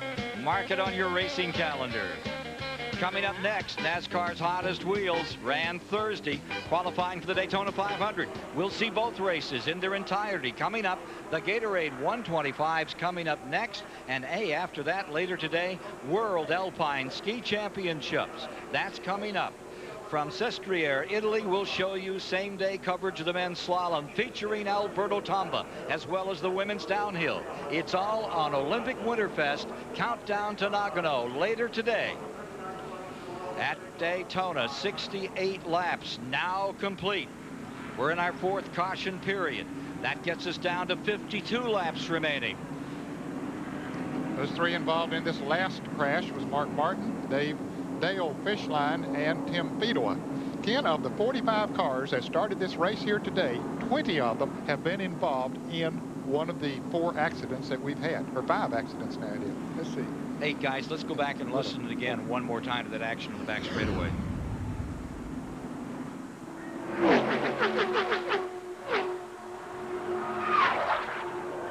Wow. I bet you in a hurry, don't they? Man. You see, that's bullets flying. And it, you know, it doesn't look that fast. So the guy that hit it that hard, he was doing about 150 mile an hour when he hit that wall, and that's hard. Ready on a restart. Tracy Leslie leading for the first time since Dover a year or so back. Let's go to Ralph Shaheen quickly on pit road. Ken, Mark Martin has made it back to his transporter. What happened, Mark? Well, I was back there just about running by myself, a lap down there, and the 70 car lost it coming off of turn 2. The tires were starting to wear down, and the track's starting to get slick, and handling was really starting to become a factor.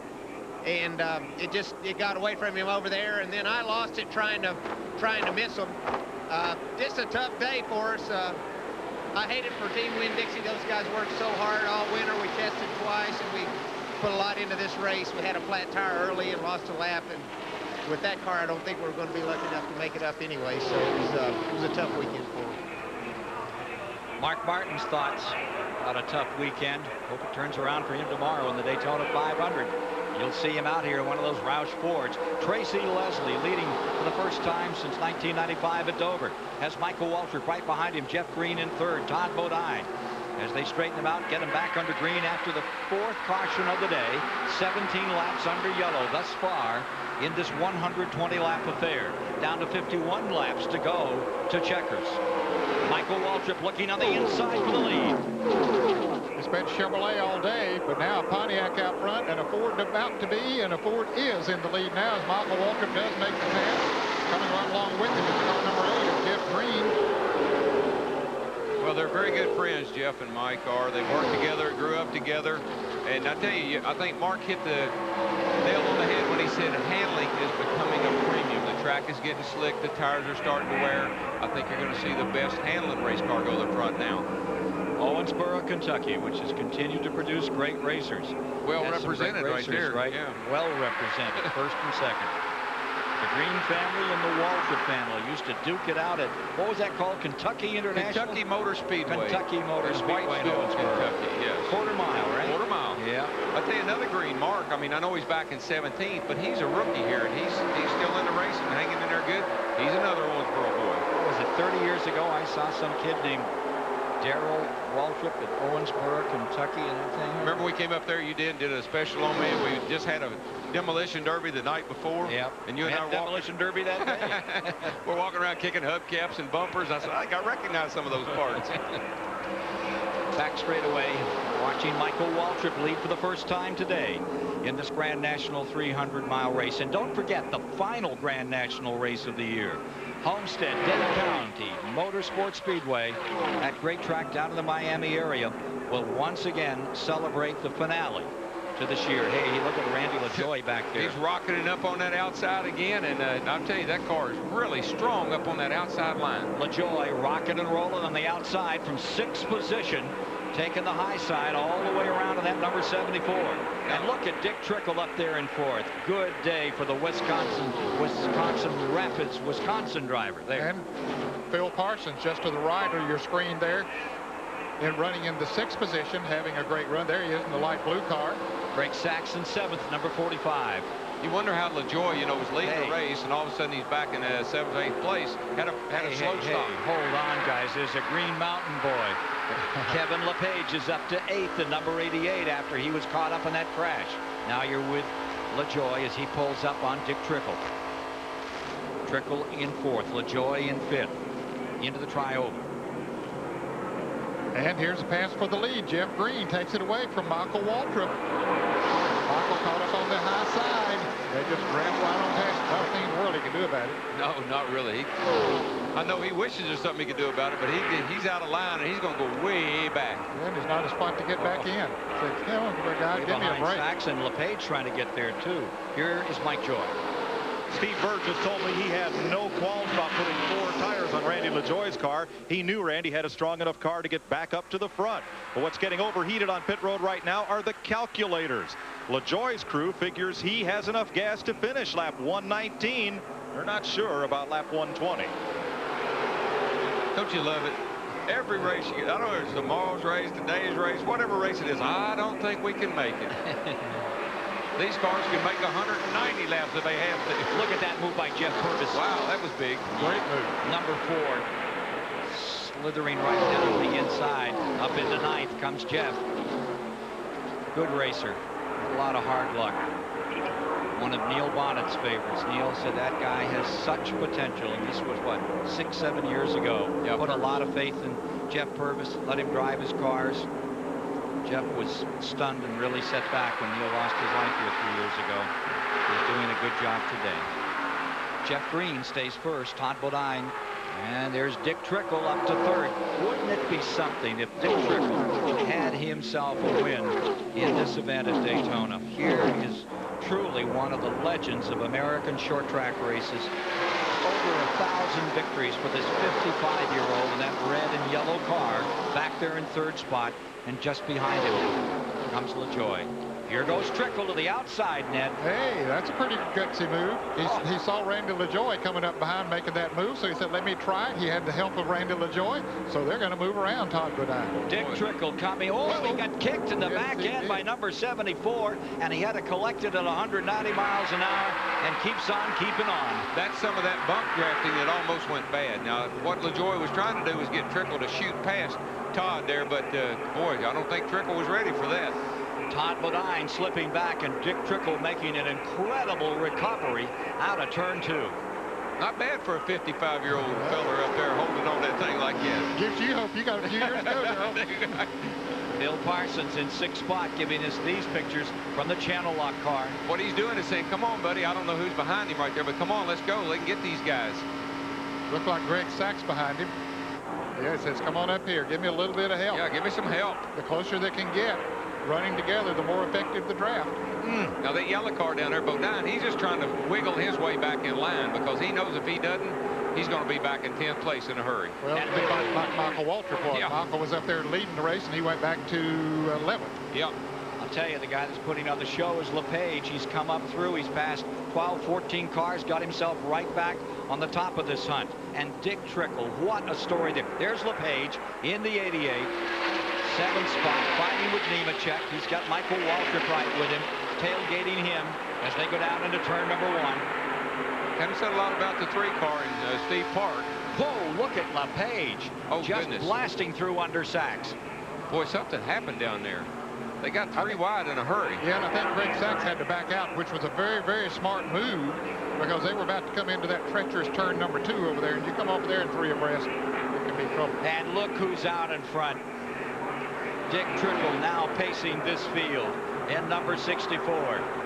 And up in Wisconsin and throughout the Midwest, where people have seen him win on quarter-mile and third-mile and half-mile tracks, there's a lot of cheering going on. Dick Trickle is leading here in this 300. You know, one of the heartbreakers of last year for me watching at home on television was when Trickle looked like he was going to win Milwaukee. His mom's in the pits. Mom Trickle's over there, and all of a sudden Dick gets shook out of the lead right at the end of the race. And that's a fast car, and he can win this race today in that car. For more on Dick Trickle, here's Mike Joy. Dennis Shoemaker owns that car and gave a big round of applause when he came by in the lead. You guys are flying. I couldn't hear the last thing you said. I said you guys are flying, Dennis. We're flying. The good folks at Duralube have given us the funds, and now it's up to us to pull it off today. Well, spoken like a car owner who has to cash those checks. What is he saying on the radio? And can you make it on fuel? We may be one lap shy, maybe, but we're hoping we've miscalculated a little bit. He's won over 1,000 races. He has never won a Grand National race. Dick Trickle came to Daytona for the first time in 1970. Here's LaJoy. He's looking to that high side. Couldn't make the pass, but see, Bodine already back up in there. Yeah, he was caught down on the inside, dropped back to about 6th or 7th, and there he is in the yellow car, back up to 3rd. Yeah, I think we know that car is fast. We saw that on the opening, so he's going to be able to do whatever he needs to do. That's an interesting combination. We talked about he and Mike McLaughlin being teammates. McLaughlin runs a Chevrolet. Todd Bodine runs a Pontiac out of the same shop. From Shaheen. Tracy Leslie spits with Jeff Hensley as crew chief. Jeff, you got a quick car, but nobody seems to want to draft with you. How come? I don't know. You know, if they get all ganged up on us, there's nothing that we can do except pull down in front of them. And I mean, that's going to cause one, heck of a crash. But, the Lysol Pontiac's been strong all week long. And, they get lined up and get us back there in the back. We can't get back up there. And, hey, why would you want to work with the best car here anyway? They get all ganged up and they can duke it out amongst themselves. But we got something up our sleeve here on this last stop. Want to tell me what it is? No. See, the crew chief's smart, and he says, we don't want to pull down in front of me and cause a heck of a wreck, but the driver don't know that, see? All right, 40 laps, 100 miles left to go. Phil Parsons pulled out of that group back there, moved up into 5th.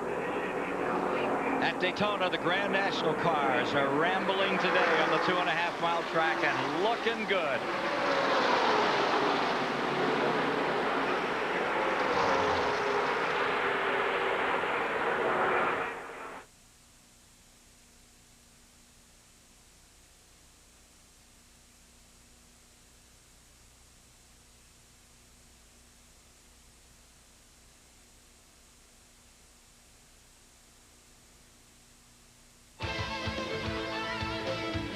This CBS Sports Race Summary is sponsored by Gargoyles.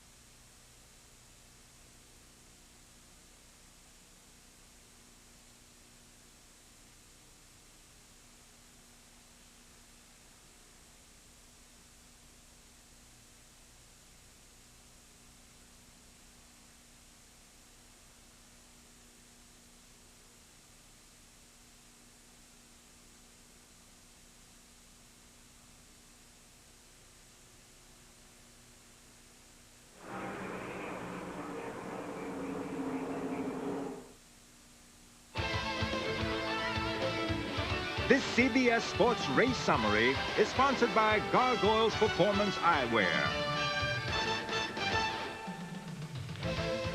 At Daytona in the Grand National 300, the Gargoyle 300. After 81 laps, we've had 7 leaders, 6 lead changes. Average speed is slow by 4 cautions, 17 laps under yellow.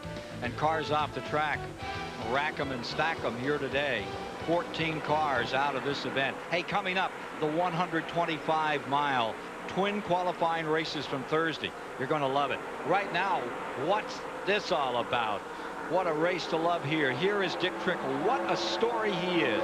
He is the consummate American racer. A guy at age 8 fell out of the rafters in a barn, shattered a hip, spent 3 years in the hospital. Took him home at age 11, told he'd never walk again. He walked again. some fellow in the neighborhood took him to a stock car race in Wisconsin, Rapids, Wisconsin. And he started what he called a hope chest. He's putting together parts and pieces because he said, someday I'm going to do that. Today, he's doing it just beautifully. Dick Trickle out in front of Randy LaJoy in second spot. Todd Bodine in third. Jeff Purvis in fourth. And with more on the story of Mike McLaughlin today, Ralph Shaheen.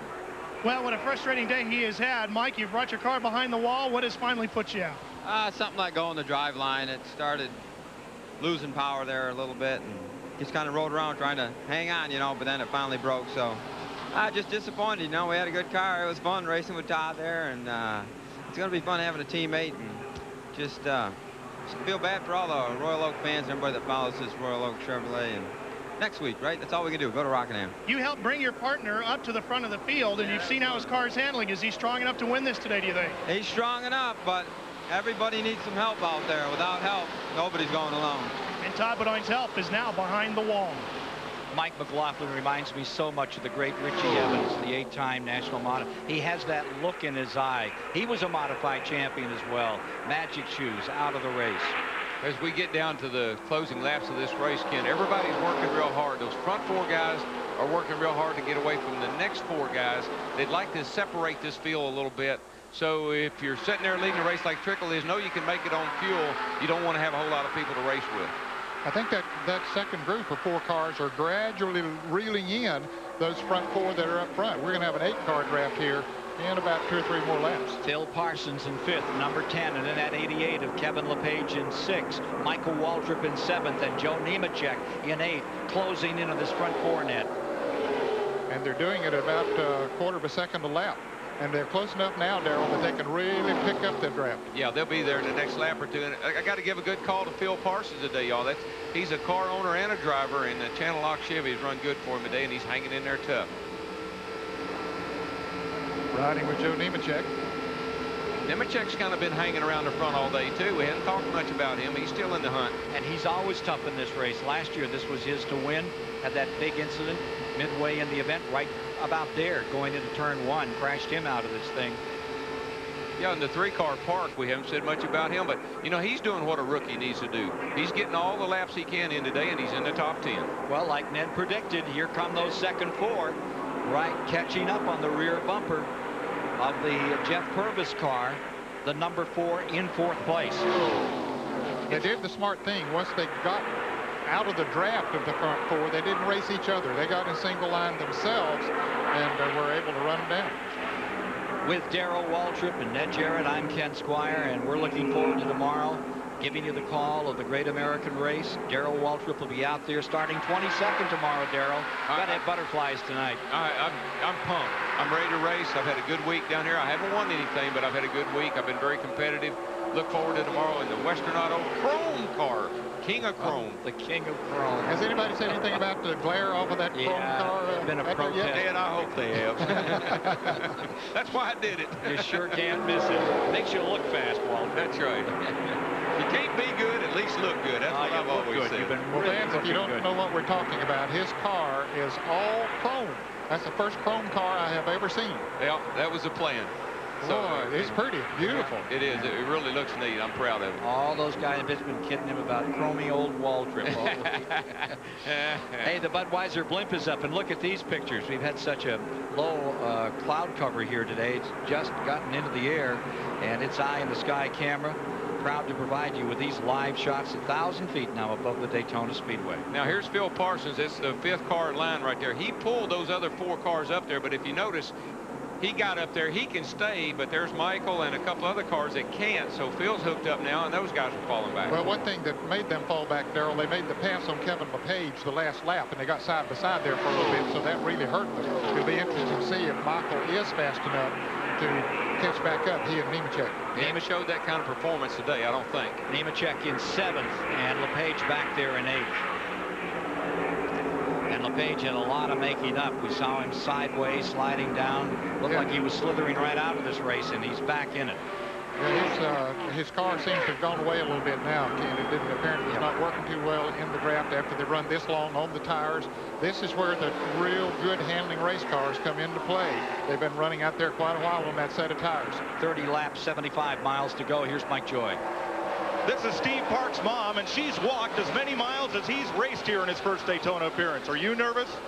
Just a little bit. I have every confidence in the world in Steven, but it does upset me a little bit to know he's out there doing the speeds he's doing. Okay, and Darrell, just because you asked at the top of the show, those are Gargoyles. They're sunglasses. Oh, that's what those things are. Yeah, I thought those were the things that Earnhardt threw on the ground and stomped all the time. Very popular brand. Don't you know that? Don't you love it when a mom gets on TV? She didn't call him Steve Park. It's Steven. That's his real name. My mother calls me Darrell Lee. Yeah. Darrell Lee? I'm Darrell Lee. I call home, I'm in trouble. It's Darrell Lee. But you got called that a lot. Through the years. Back with more from Daytona and the conclusion of this 300 in a moment.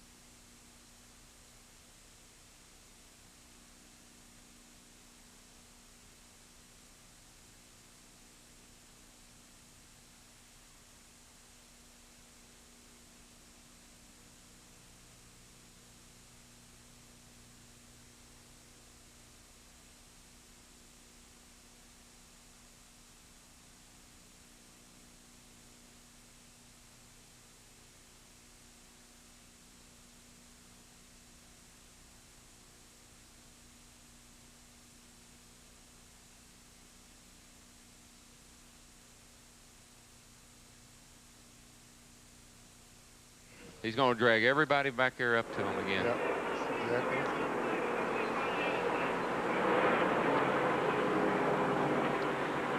'95 of 120 laps complete. We've got great seats up here over the start-finish line, but the best seat in the house inside the Bud 1 airship flying over the Daytona International Speedway to bring us some beautiful shots of this great track. Rainy morning, great day, terrific race. We've had 4 cautions to date. The kid on the pole came out here. Elliott Sadler led the early part of the event. He fell back, got caught up in an incident. Ken, we've had a major situation here. Dick Trickle a lap and a half ago was leading this race. Now he is running 7th. Randy LaJoy moved around on the inside of him, and the train went by, moved him all the way to the caboose. So that's where we are as we get down to the finish of the race. If you're just joining us, it's been competitive all the way with 7 to 15 cars battling right up in front of that lead draft. And you know what? Trickle sat there and he said, what did I do wrong? Yeah. You know, he was leading this thing. And look at him. He's falling back, and he's liable to lose the draft here. I think LaJoy was that strong. I think he was sitting there saving fuel, if you want to know the truth. I believe he was drafting Trickle, and now it's time to get out front and go for the win because we don't have a lot of laps to go. Darrell, back when I drove race cars, drafting, I don't know if it was more effective then than it is now, but you could save fuel then because you could actually run along half throttle behind another car in front of you. But is that the case today? Can they run partial throttle? Well, you could if the guy behind you would, but the problem you got today is nobody will do that. Everybody's running on the mat, and if they get a chance to pass, they will. So, yeah, it saves fuel. Technically or theoretically, it saves fuel, but nobody wants to ride. Everybody wants to get out front. But maybe the in and off of the gas, doesn't that maybe help to burn more fuel? Nah, they got little bitty squirters in the carburetor, so they don't use a lot of fuel like that. Okay, let's get more on the fuel situation, because that seems to be the story. Mike Joy. Well, Ned, all that happened to Dick Trickle was he got clotheslined. Randy LaJoie decided time to go. Todd Bodine went with him, and that left Trickle hung out to dry. Now, LaJoie is a lap short on fuel. Michael Waltrip's crew chief, Ronnie Silver, says, I don't know if we have enough, but we're not stopping. Dick Trickle thinks they're 1 lap short. Dick Bergeron, how about contenders at your end? Oh, man, the crew chiefs are all so worried about this. Todd Bodine's guys say he can make it. Jeff Green says no. Gene Need, the crew chief for Phil Parsons, says no. He wants to know if anybody told me they could. Nemechek's crew chief, Brian Patty, said it is not a question. We are going to go for it. LaJoie, 1 lap short. Johnny Allen, crew chief for Fort Purvis, first said, we don't know. Now he's decided they're going to pit on around lap 110 and take Parsons with him. Let's go to Ralph. Dick Lynn Bodine calculates the fuel for her husband, Todd. She's hoping for the sake of domestic tranquility that she is right. She thinks her husband can go all the way. Boy, there's got to be a lot of nervous people down there in that on pit road wondering, can you make it or not? But I think you rest assured that every one of them will try it. Oh, they'll all make it. And let me tell you, LaJoie sat there behind Trickle long enough to be sure he could make it. As you said, he saved a little fuel. We don't know how much, but I think Birdie probably called him and said, all right, we can make it from here. Take the lead and let's hold them off. It's the old racing story. My kingdom for a thimble full of gas. In the 99th lap coming around this time, that'll get them to 150 miles to go, just 20 laps. And here you see him ganging up in front. Randy LaJoie trying to win this race. It'll be a new winner in this Grand National race. None of the previous winners are in it today. You see Todd Bodine struggling there in second spot to hold on to that draft. Then you've got Jeff Purvis and Phil Parsons. I'm not so sure Todd Bodine is struggling there, but I mean, maybe, I don't know, but yeah. Because he's been strong all day long. He might just be sitting there waiting, having something, yes, that he hasn't shown yet. And we're not overemphasizing the fuel mileage issue at all, because I won this race because I got a little bit better fuel mileage than other people did. This is one race that's been won time and time again because you could stay in the race on the racetrack and not have to pit that last time for that fuel. So fuel is a big issue, and it just shows the importance of having a game plan and knowing exactly how far and what you can do in the race. To Mike Joy. Ken, Steve Bird did not give Randy LaJoie the green light. They still do not think they have enough fuel. LaJoie thought the pace of the race was not fast enough. He hand signaled and went for the lead and took it. Looking back on the bumper cam from Randy LaJoie and Todd Bodine in second position. They just put a lap on Kyle Petty, and also the car number 47 of Jeff Fuller going a lap down right now. Pulling away by a couple of car lengths, LaJoie commanding. 19 laps to go to decide the Gargoyle 300.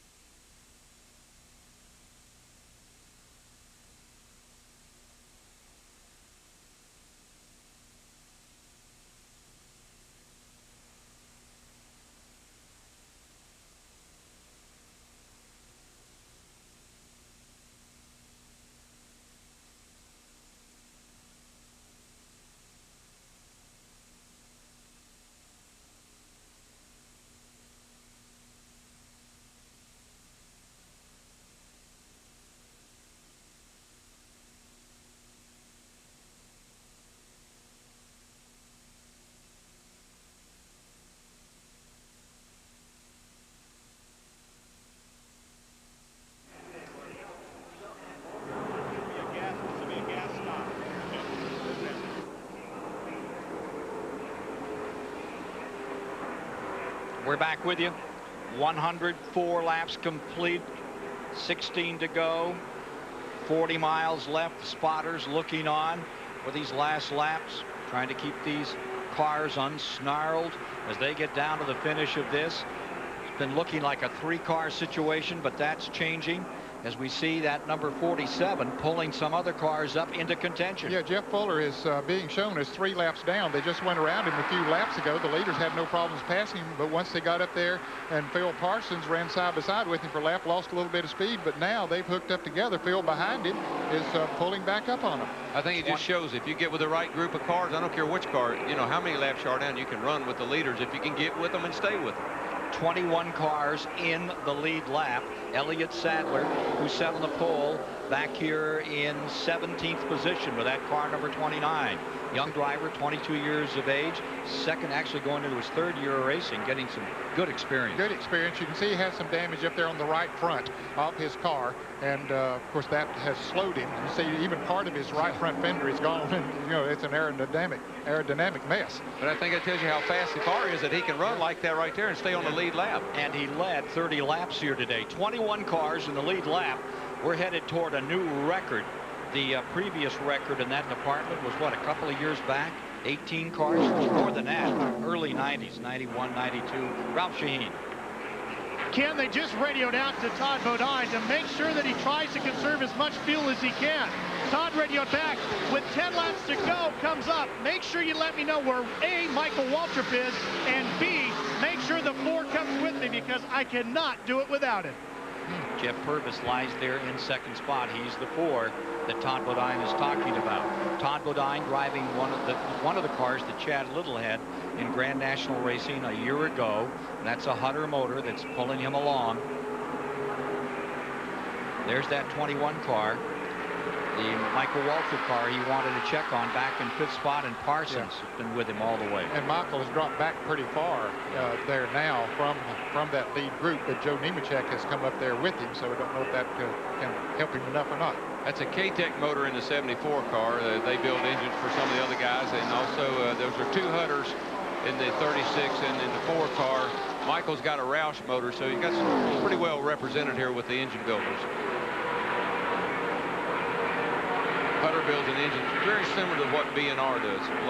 They got good restrictor plate engines. Randy LaJoie, who started out following his father's footsteps at the Danbury Racerama in Connecticut, one of the best short tracks that there ever was, gone now. But in 1980, Randy LaJoie at the track where his dad won 200, 250 races, cut his teeth, and he won the modified title there in 1981. Here he is for what could be the biggest win of his career. 12 laps to go. You know, Randy LaJoie is, I can't say enough about him. I really never, in my all honesty, never thought he would do what he has done. He has exceeded his expectations and mine too, I believe. And I don't mean that I'm a great judge of any character or ability, but I know he's got to be thrilled with what's happened to him over the last year and a half. But like so many race drivers, Darrell, you can't see that talent sometime until they get in the right situation. That's exactly right. Get the right team. He's in the right one now because he and Bertie, they speak the same language. They call a car a Kai. And that team has won the Busch Grand National Championship for the past 2 years. Year before last with Johnny Benson, and last year with Randy LaJoie. And about half the time they don't get along. There's the 5th place car. Back. 6. There's that Michael Waltrip, number 21. There's old Buckshot. He's hung in there all day long. Hey, he's had a good run. Had a great day. Yeah, he's running 7th. Yep. Tracy Leslie's in 8th. And the Hensley car, the 63 car, he's been in there all day and had a good run. Those guys are doing a good job this year. Dick Trickle has dropped back to 9th. Don't you forget my fellow woodchuck out of the state of Vermont, Kevin LePage. He's back there in 15th spot. He gave it a great shot today. That car is really suffering, but the number 88 has given itself a fine accounting out here this afternoon. Well, when you consider that he got in trouble in one of those early accidents and came back and stayed on the lead lap. Great job. 10 to go. All right, final 10 laps, and let's see who this is pulling onto pit road. Dropping down, is that Purvis in number 4? And Phil Parsons. Phil Parsons. And Parsons coming in. So they knew they couldn't make it. So there's the 3rd place car. Buckshot down with them too. 7th place car, Purvis. Buckshot Jones, a 9th place car, all coming in with 10 laps to go. Dick Berggren. Wayne Cook on the gas, and right up front, they tried to put a little piece of tape on the front of it. It didn't work. Mike Joy. 4 seconds is all that Jeff Purvis was stopped. They made a deal with Phil Parsons because you need 2 cars to draft together, and they've gotten off pit road together. So the first 2 have fallen out of that lead draft. Ralph Shaheen. Nope, Mike, Todd Bodine can go 56 laps with the amount of fuel he has in his car. That means he's got 1 bonus lap. He'll make it around on the cool-off lap, but he cannot go through a caution flag. That does not count, Dick Berggren. So Elton Sawyer also came in for fuel, but they overshot the pit. They had to push the car back. That cost him a tremendous amount in terms of track position. Yeah, that was my I was sitting there looking right at it. He rolled over the line. They had to shove him back. Okay. Now, how many will be able to make it? How many won't? Some of them have already shown their hand. Some of them simply could not go. This really messed up everything, didn't it? These guys were actually telling the truth. A lot of battle-scarred equipment out there as we get down to finish this one. The war zone has been on the racetrack all day. They got lucky on pit stops most of the day. Incidents, 4 cautions, kept the field together, but now 2 are breaking away. The question is, which one has figured correctly on the matter of fuel? And Elton Sawyer going a lap down as a result of that miscue in the pits, overshooting his pits. And he now is going to let Elton hang in there and been in the lead lap all day long until that happened. That leader still at 186.2 miles an hour. Randy LaJoie stays in front. Todd Bodine right there in second. And the strategy between Jeff Purvis and Phil Parsons didn't work out. Phil didn't get out of the pits quite as quick as Jeff Purvis did, and so they're about 100 yards apart out on the racetrack. Michael Waltrip in 3rd, Joe Nemechek in 4th, but unless those 2 up in front get very thin on fuel, these guys are also Rands in today's race. On the other hand, pull it off. Well, the whole thing is fuel. You're sitting here hoping that they run out of fuel and you don't. That's really all it comes down to. And Michael is now 4.77 seconds behind the leader, so 3rd place car is almost 5 seconds behind. So yes, unless something happens up there, it's going to be tough to catch. Does a Ford, and I'm asking because I'm not sure in Busch Grand National, but does a Ford get as good a gas mileage as a Chevrolet does? I don't think there's a great deal of difference. I don't think there is in this series, is there? Bodine looking inside, now looking outside. Let's go to Mike Joy. I'm with Steve Bird in Randy LaJoie's pit. Well, what does the calculator say? And have you and Clyde McLeod in that 2nd place pit been talking? We're 1 lap shot here, you know. I don't know. He stayed behind Trickle for a long time here. Maybe we saved enough, and you know, us and Todd are working together right now to try to save gas right there. I don't know, Mike. You know, I know we run for points all the time, but you know, this is Daytona. This is Daytona, man. We want to win Daytona, and we'll just see what happens. It's out of his hands right now. Here's Dick Berggren. Ronnie Silver is Michael Waltrip's crew chief. He's talking to his driver right now. You going to go for it? Oh, of course we're going to go for it. That little Band-Aid Ford has been running real good all day. Michael's doing an excellent job. He just couldn't hang on to that pack of Chevrolet. He seems awful calm for a guy who doesn't know if his car's going to run out of gas or not, Ken Squire. Yeah, that's the question. That is the issue. Coming up with about 5 to go. You're watching Mike now look back in front as you watch Michael Waltrip and Joe Nemechek 3rd and 4th. Here are those leaders. LaJoie and Bodine come by another time. You know, when it gets down this close, Ken, the crew chiefs really don't know. They don't know what the driver's been doing. They don't know if he's been holding it wide open, maybe soft pedaling a little bit, maybe saving a little fuel. They really don't know, and they're telling you that, and they're trying to tell you the truth, and they're hoping, just like we are. 4 and 2/10 seconds between Bodine and Waltrip, between 2nd and 3rd spot. Randy LaJoie's dad is down there. What a proud moment this would be for him. He can see his son do this. He lost another son as a teenager, and this son has raced in his brother's memory for years. Well, it's a proud moment for that whole family. Anytime you're leading Daytona, any race at Daytona, it's a big moment in your career and in your life. And to have a chance to win this race is big. You know, I'm surprised if following another car would save fuel. Why don't they let Elliott Sadler pass him back and draft off of them? Good point. He's running right there with him. Bodine just waiting this one out, sitting there in second, trying to conserve to take a shot. I think you may see some brand problems there. The Elliott's in the, or Elton's in the Ford brand. You got a Pontiac and a Chevrolet, so I don't know that those three would get along very well. Okay. Randy LaJoie staying in front. You heard his crew chief, Steve Bird, a moment ago, coaching on the sidelines. Steve Bird. Randy LaJoie once said of Steve Bird, Steve is priceless for this team. And he's been a good friend of mine for 15 years. The confidence that I have when I sit down in a Steve Bird car is awesome. And they banter and chip at each other day after day. But when it gets down to a point like this, they're a tough combination. Dale Shaw had just made a pit stop. He changed 4 tires. Maybe had a vibration or something. 64 is coming down. He's out of fuel, Ned. Yep, he looks like he's coasting in. Dick Trickle. Boy, that's what'll break your heart. 2 cars. We're looking out the window.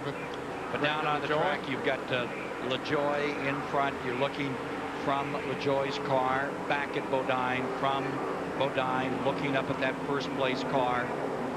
Got cars pulling onto pit road that are running out of fuel here. A very dramatic moment as we get down to the final laps. Ken, don't look now. I don't want you to look now. But 88 just ran out of fuel.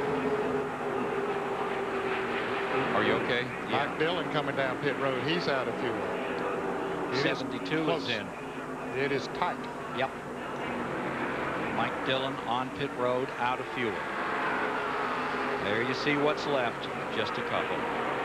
There's Mike Dillon's car, putting the ether to it to try to get fired again. See, not only do you have to fight the fuel problem, now with LaJoie and Bodine, they got to race each other. Yeah. And the white flag is out. It's out. 1 lap to go. Last time around. This is it.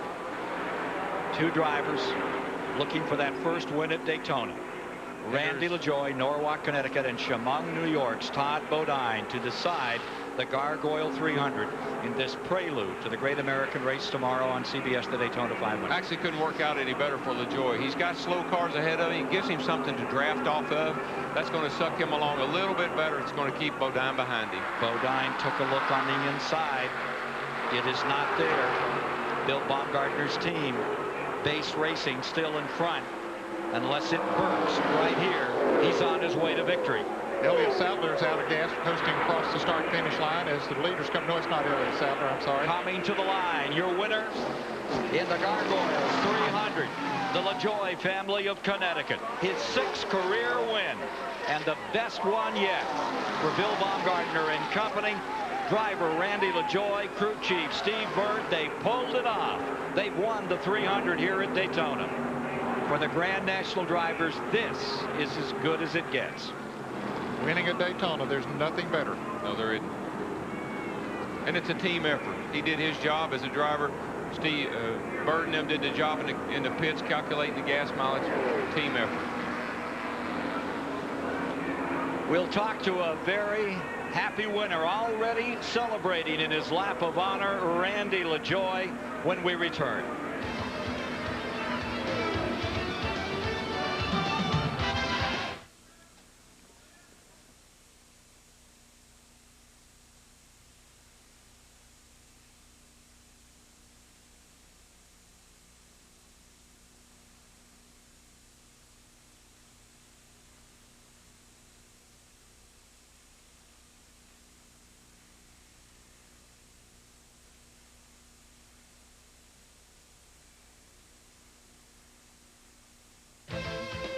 CBS Sports presentation of the Gargoyles.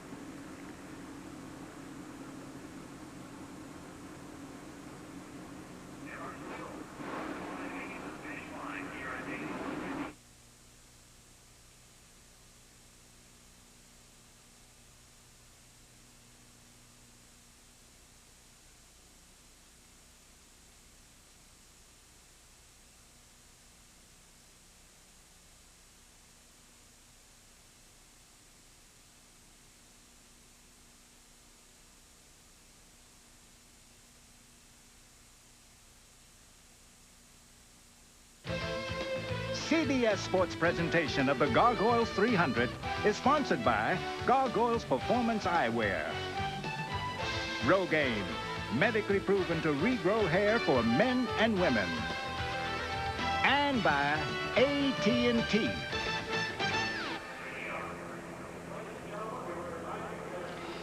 Coming up next, NASCAR's hottest wheels ran Thursday, qualifying for the 500. We'll see both races in their entirety.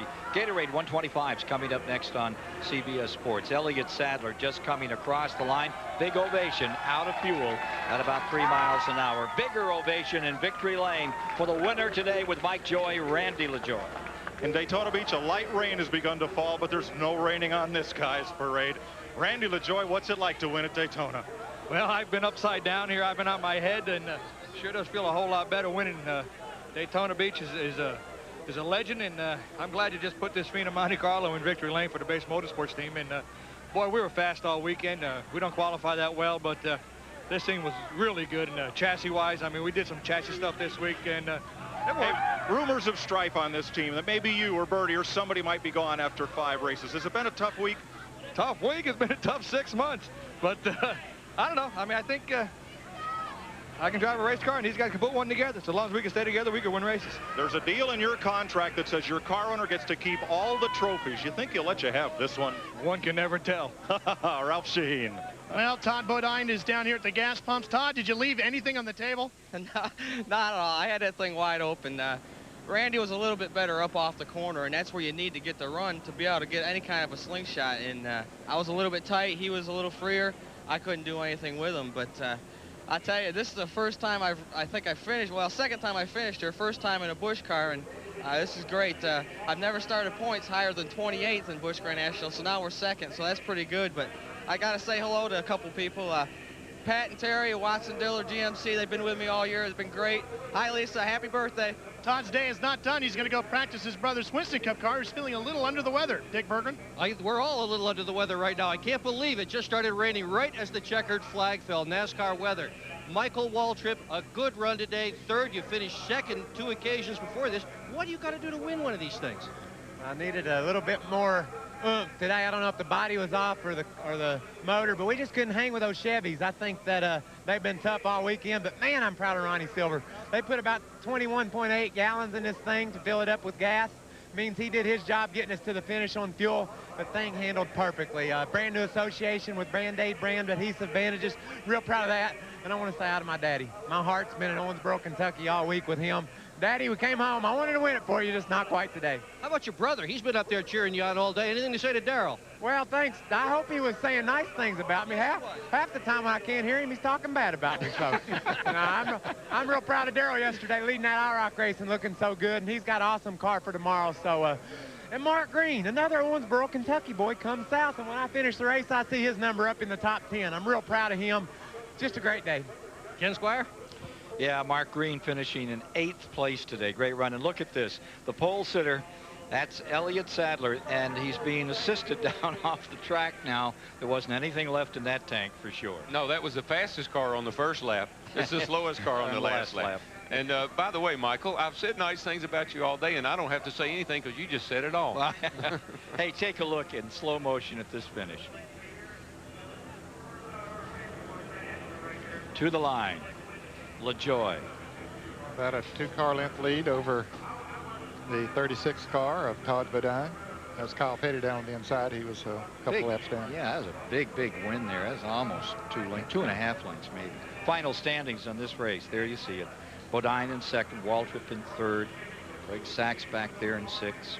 Chris Nemechek, Leslie having a good day. Steve Hart, rookie, came home in 7th place in the Earnhardt car. Then Mark Green. Yeah, that is incredible. Mark Green, his first time at Daytona. That's a great finish. And Jeff coasted across the finish line out of gas as well. Buckshot got himself a 13th today. Good run for him. Elliott Sadler, who sat on the pole, wound up 15th on today's race.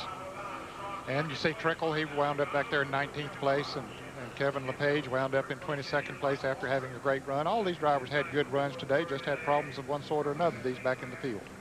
So there's the final results on this one. Coming up, we're going to be showing you the twin 125-mile qualifying races as to how they establish the field for the Daytona 500 tomorrow. Darrell, thanks so much, and on your 25th start in the Daytona 500, good luck tomorrow. Okay, and I would too like to say hello to Daddy. We love you, Daddy. Yeah, hopefully Roy is doing well. Coming up, the twin 125-mile qualifiers